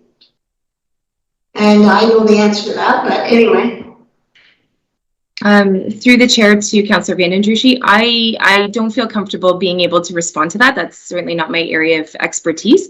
I don't know if Ms. Budis is on the line and wants to chime in, but in the absence of that, I'm happy to take that away and find out that answer for you. Yes, thank you. And I just make a comment after this. I think we're leaving some room for people that don't want to be vaccinated. The antigen tests would be there, the rapid tests would be there, which is beneficial. But at the end of the day, the only thing that's going to cure COVID is the vaccine. So I'm very much in favor of your proposal. Thank you. Thank you, Councillor Van Andruschi. Next, we'll hear from Councillor Taylor. Thank you, Chair Rabbits, and through you, Aaron, I'm wondering if we had our employment lawyer look at the proposed bylaw, because I would like to know what sort of potential legal challenges we could face. I know I have seen some folks out of other municipalities where these have been implemented and those processes are already starting. I would like to know before approving anything like this what we could be facing. As well, of our comparative municipalities that have implemented this, I would also like to know what sort of backlash they have seen or loss of labor and that sort of things, and in particular which departments were hit hardest. Again, before supporting anything like this, I would want to know some of that background. Through the chair to Councillor Taylor, we did have our internal legal department review the policy. We put in an LSR and that's been reviewed. As for other municipalities in the backlash, we know that there's grievances that are being filed by certain union groups, but to answer your question specifically, I can certainly go back to my group and to find out specific departments or areas that have been hardest hit. Please, thank you. Next, we'll hear from Councillor Martin. Thanks, Mr. Chair. For me, I have to agree with Heidi and the staff recommendation. It's about a trickle effect, and despite the fact that someone who's vaccinated and someone who is unvaccinated can both still transmit COVID, the vaccinated person has a higher ability of fighting off COVID and therefore a lesser ability of sharing COVID. That data is well known. So if it's shared, it's potentially not passed on, and it is certainly fought off in most cases better than an unvaccinated person. Our employees under this policy are given the option to opt out of a vaccination and opt into testing, antigen testing, and other workplace policies and other municipalities do not have that. We are sitting on the fence with this policy. We're still giving our staff an option, And if that means that one person isn't sick and one person doesn't lose their life in our corporation here, it's just as Heidi said, another tool in the toolbox for me. The province has begun mandating vaccination policies. It's just occurred in long-term care. Restaurants is the other obvious one, but Guelph implemented a policy for vaccinations in August, Hamilton for November 1st, Toronto October 30th, London is discussing currently. Certainly there are municipalities who have not, but I would be supporting the staff recommendation because I think it gives staff who don't want to be vaccinated the option to test and still arrive at work. Thank you, Councillor Martin. Next, we'll hear from Councillor Columbus, followed by Councillor Van Passen. Thank you, Mr. Chair. And Aaron, perhaps you covered it, but I noticed in the report here, it says that had consulted with union leadership. Can you share some information as to where our unions that are involved in Norfolk County stand on this position? Thank you. Through the chair to Councillor Columbus. So as part of the policy review, we've sent it out to our two unions that are most impacted by this policy. So that would be QP and ONA. And we've received feedback from one of the groups, extensive feedback, I would say, which helps shape some of the language in the policy, and have not heard back from the other one. Some of the other union groups that we have are not impacted by this policy. They are in long-term care and in our paramedic services. So we did not share the policy with them as they have their own specific policies related to their own departments. Thank you. Councillor Van Passen. Yes, thank you, Mr. Chairman. Not sure how to phrase this question, but we have a federal government with an unlimited budget, the best access to the scientific information and data available. We got a provincial government that has an unlimited budget and the best access to all the scientific information that's available, all the data that's available. What special circumstance do we have here in Norfolk County that we are required to exceed the recommendations of the two higher levels of government? Is there something outstanding here that we're special and we've got to implement something that the province doesn't think we need and the feds don't think we need? Ms. Anderson, would you like to attempt to answer the councillor's question? Sure. So through you to Councillor Van Passen. Again, we look at the Occupational Health and Safety Act, and we look at how we can best protect our staff in our community. And again, we've put in lots of guidelines and protocols that align with scientific research and data and recommendations from the province and the federal government. Although the province has not implemented this type of policy, we feel that, again, it's important to protect the health and safety of our staff and our residents. And, you know, we also hear the feedback, as I mentioned earlier, about, you know, you can't go and watch your children play hockey, but without being vaccinated, which has lots of impacts. But our staff that are working in those arenas don't have to be vaccinated. So, you know, the province and the feds have made lots of recommendations. I don't think that they're ready to mandate it, but it doesn't mean that we can't, you know, go a step further and protect the health and safety of our staff. Further, Councillor Van Passen.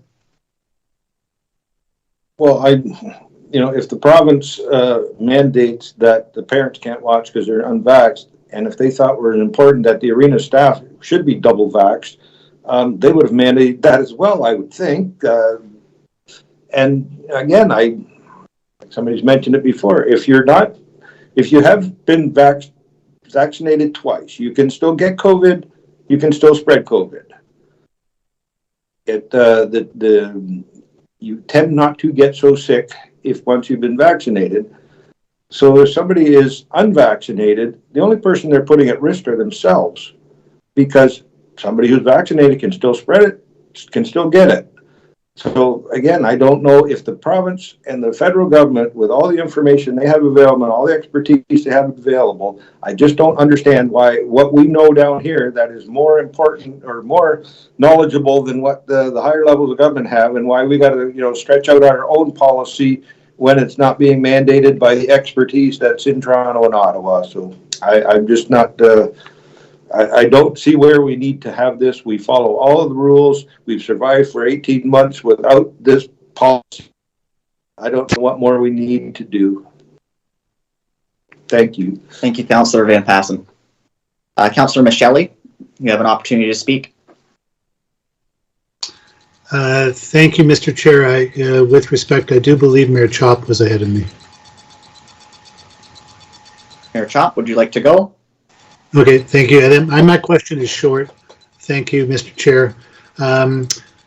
Through you to staff, Aaron, I understand that the development of this policy was done in consultation with several groups and members of several staffs, and it's true that you were also in consultation with our medical officer of health on this item. Would you be able to just briefly mention what his commentary would have been on this? Thank you, through the chair, to Councillor Michelli. Yes, you're correct. So this policy and the development of this policy came from the senior leadership team in consultation with a few of the partners that were impacted. And so I did share it with Dr. Strauss. He had a few just corrections related to some medical things, but for the most part, he was okay with the policy and had no changes to it. Thank you, Aaron. Thank you, Mr. Chair. Thank you, Councillor Michelli, and we will return to Mayor Chop for either further questions or commentary, or if you'd like to move staff's recommendation or propose an alternative. Mayor Chop. Thanks, Mr. Chair. Just on that question, Aaron, or that statement, sorry, about Dr. Strauss, rather, my understanding was he did have concerns in terms of how many employees could potentially be affected and how that could affect service delivery. In fact, I think those were the comments that he made to Haldimand County Council as well. Through the chair to Mayor Chop, if those were his concerns, he did not share those with me. Okay, so I guess, again, I struggle here with passing a policy that we don't actually have any hard data.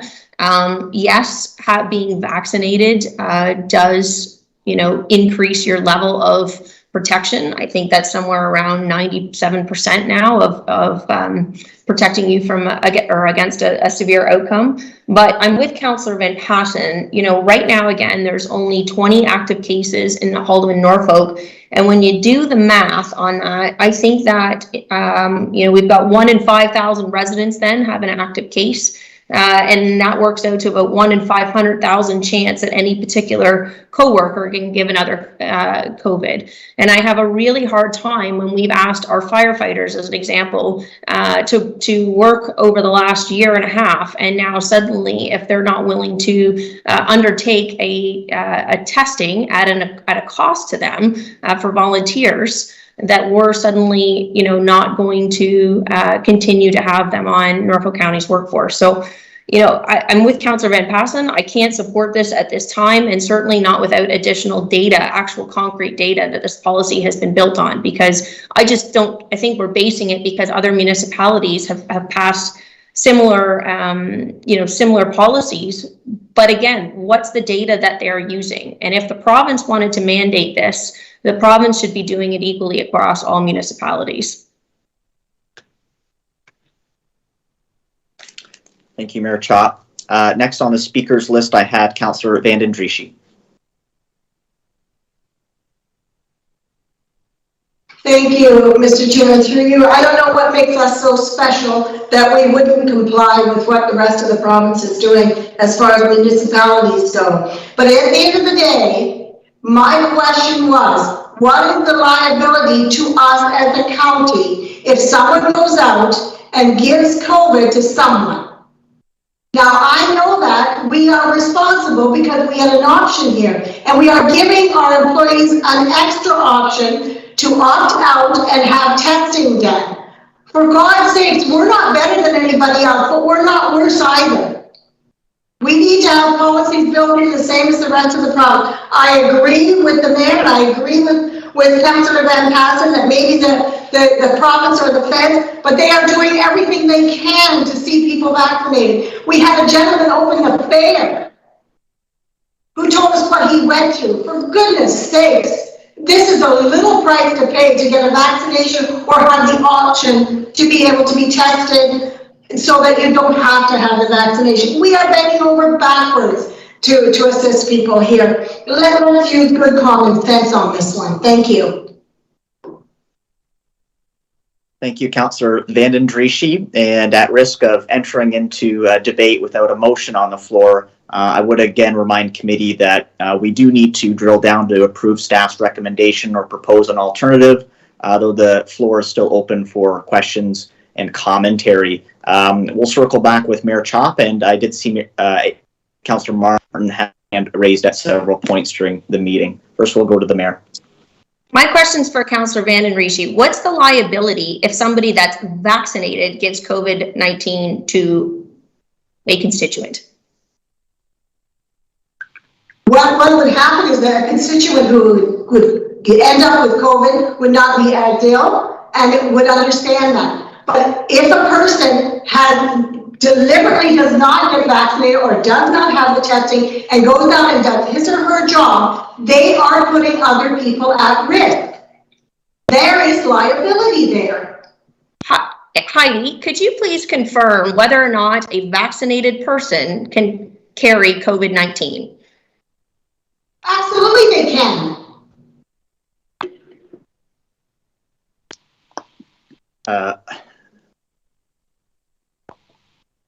Ms. Van Dyke, would you like to weigh in with your medical expertise? My apologies, Mr. Chair. I am not a doctor. It is my understanding that if a person is fully vaccinated, there is still a risk that they can contract COVID-19. But as I have said, I will go back to our public health staff who have a greater level of subject matter expertise on these types of medical issues than I, and will provide a more detailed answer prior to council next Tuesday. Thank you, Ms. Van Dyke. And I have heard from committee a number of concerns expressed, including requests for supplementary information. It is not up to the chair to move for a deferral, but that is an option for the members present if they did wish to have that information before making a final decision. What I would like to do next is go to Councillor Martin for an opportunity to provide further comments, questions, or move a recommendation. Thank you, Mr. Chair. One comment, just in addition to my prior comments, I omitted Haldeman County on September 21st approved a similar policy for existing staff, included their elected officials, their board and committee appointees, volunteers, and so on. I didn't mention that earlier, but I do have a question. My question is, I'm not sure if Paula is on the line or if maybe Aaron can speak to it, but as far as liability litigation goes, I believe we received an email from Paula some weeks ago about this. It was around the time that City of Toronto placed their policy out. Paula's on the line. I don't know. I don't see her here. That may be in our inbox, but anyways, there was the ability to do this.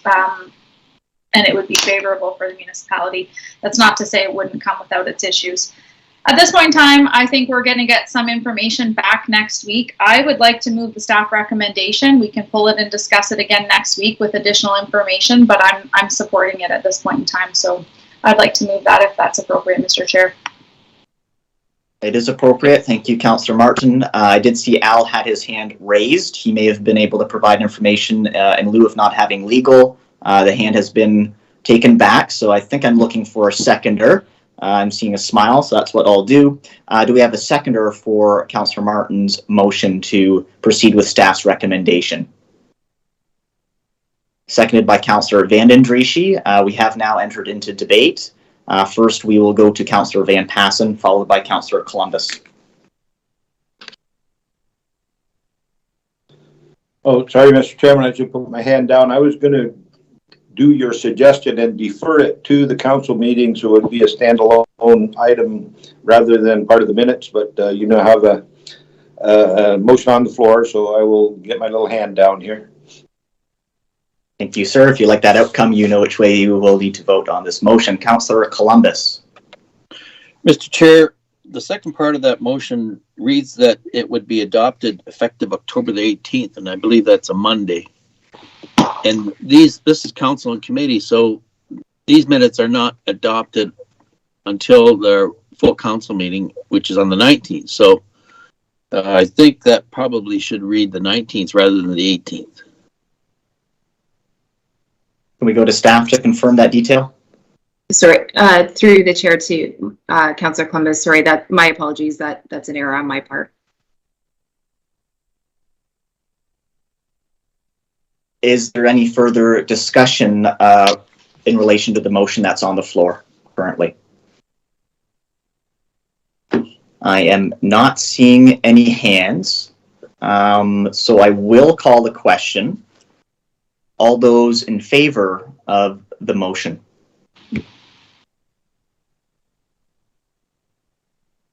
And my apologies, I only have 3 members on my screen. I am only seeing 3 votes. I do not see Councillor Michelli, Councillor Taylor, or Councillor Huffman. Only recording 3 votes. I might need a verbal. Through you, Chair Rabbits, I see 4 votes. With your vote, it would be the deciding one, and the Councillor Huffman has left. Okay, thank you. With that, I'll call all those not in favor, and perhaps we could have a show of hands as well for the clerk's benefit. What point of, okay. Again, I don't have everyone on my screen, so I'm relying on the clerk to confirm the vote tally. Through you, Chair Rabbits, the motion is defeated on a tie. Motion is defeated on a tie. Thank you for your assistance, Kevin. Mayor Chop? I just want to be clear with that. The motion is defeated on which motion now, because you reversed the motion. Through Chair Rabbits to Mayor Chop, the staff recommendation to have it adopted effective October the 19th. Okay, thanks. And we're back to committee for an alternative. Councillor Taylor? I would like to defer this matter until the 19th, and we've had an opportunity to get some answers to some of those questions. Aaron, is that enough time? So there was quite a list of questions there. Through the chair to Councillor Taylor. Yep, I've got a couple of scratch notes here that of questions that I can try to get hammered out and back for next council meeting. Thank you. Thank you. Thank you, Councillor Taylor. There is no debate on a deferral. We have provided staff with a litany of potential information to bring back. I saw Al had raised his hands. Al, do you believe that staff may need a moment to summarize those items to be brought back? Do we understand exactly what would be potentially brought back with a deferral? Okay, Councillor Robbins, the motion has already failed on the floor. So I think staff has heard us. I don't think you can move for a deferral at this point. Staff could anticipate, however, that somebody would pull the motion for next week, and so they can be prepared to answer some of those questions. But you can't move for a deferral after the motion's already failed. Through Chair Rabbits to Mayor Chop, I can confirm that. Okay. So staff's recommendation has failed. I suppose it is just dead. Then there's no alternative to be considered.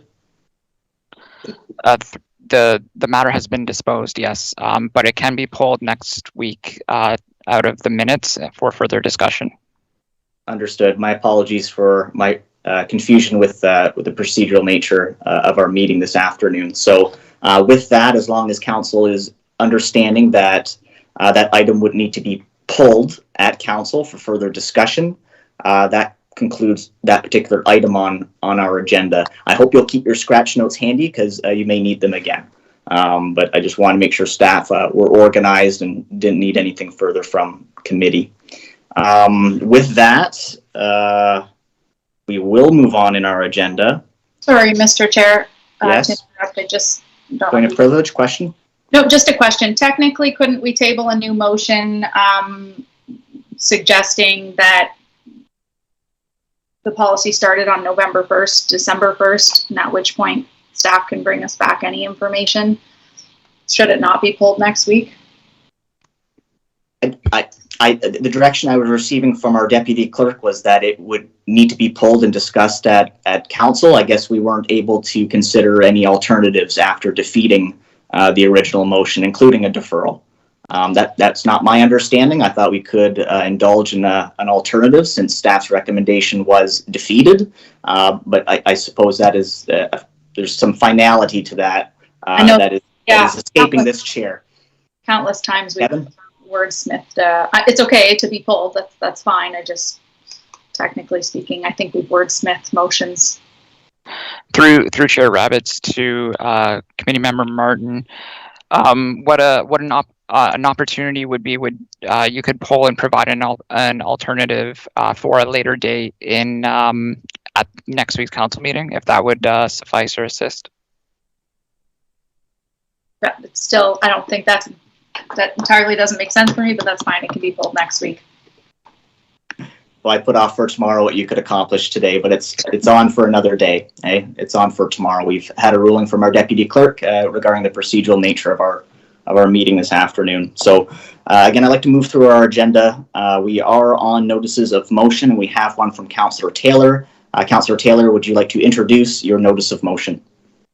Yes, I will read the motion I have, and I'll have some supplemental materials provided when the motion comes out as a whole. But whereas the Downtown Simcoe BIA has been efficiently providing waste removal services in the downtown core, be it resolved that staff be directed to work with the BIA to present a figure to the Budget Committee in regards to a grant to assist with the cost of these services.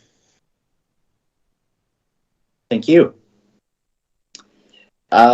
Next here, looks like we have, we've made it to general announcements before closed session. So what I'd like to do is go around and have staff have an opportunity for their general announcements, and we'll conclude with any general announcements on the behalf of council.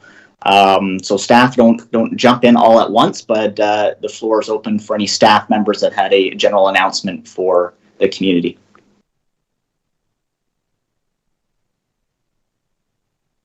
Mr. Sloan.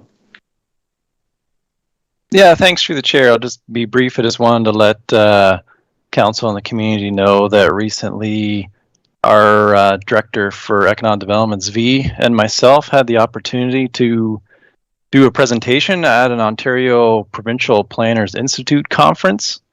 And the topic was about how we're bringing innovation and building resiliency here in Norfolk.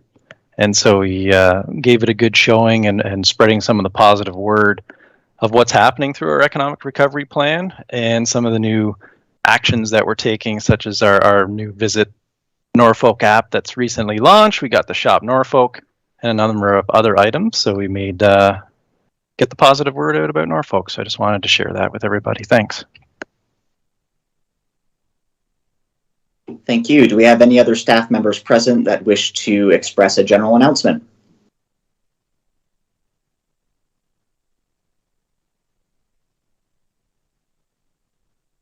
Seeing none, we'll move along to council and committee. Is there any member of committee that wish to share a general announcement with us?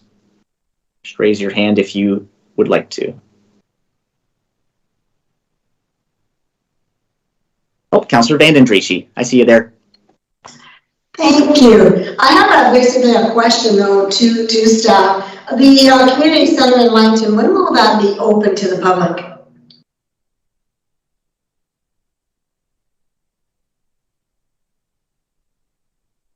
Maybe Brandon has an answer. I don't know.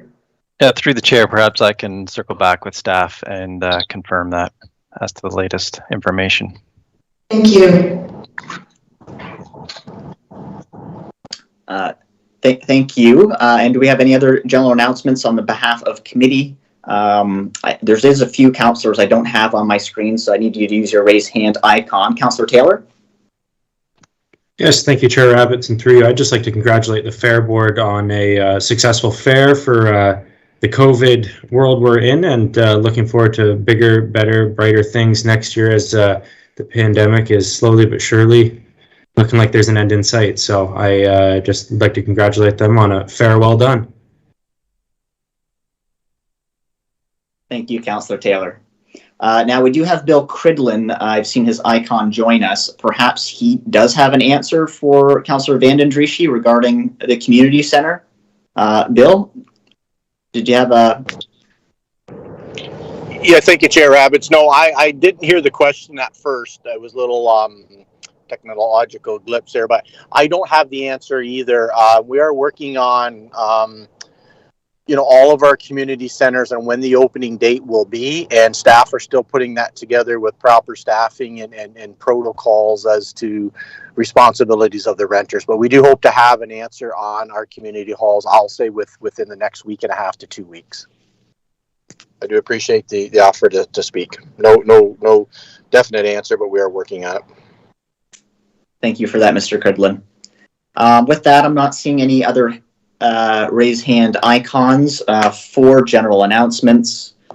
We've arrived at that place in our meeting where we would go into closed session. Now, the clerk feels that they don't need to speak to any of these items. They are in memo format. So with that, I think I would like to request that we have a mover and a seconder to accept the confidential memos. Or if someone would like to move into closed session to discuss them, this would be that opportunity to communicate that to committee. Would anyone like to move accepting the confidential memos as listed in our agenda, or propose an alternative?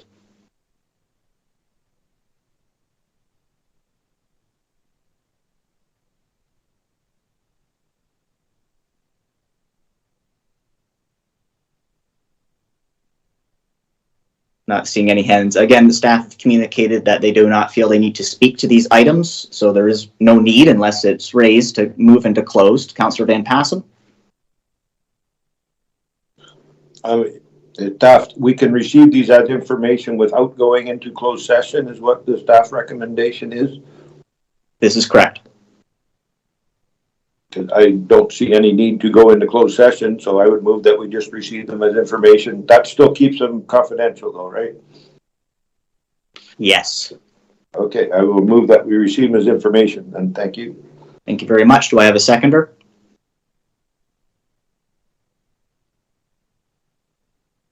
Councillor Taylor. And is there any further discussion? Seeing none, I'll call the question. All those in favor of accepting the memos? They're accepted. Thank you. And finally, we've arrived at adjournment. Do I have a motion to adjourn? Councillor Micheli? Seconded by Councillor Van Passen. All those in favor? And we are adjourned. Thank you, everyone. Thanks, Council.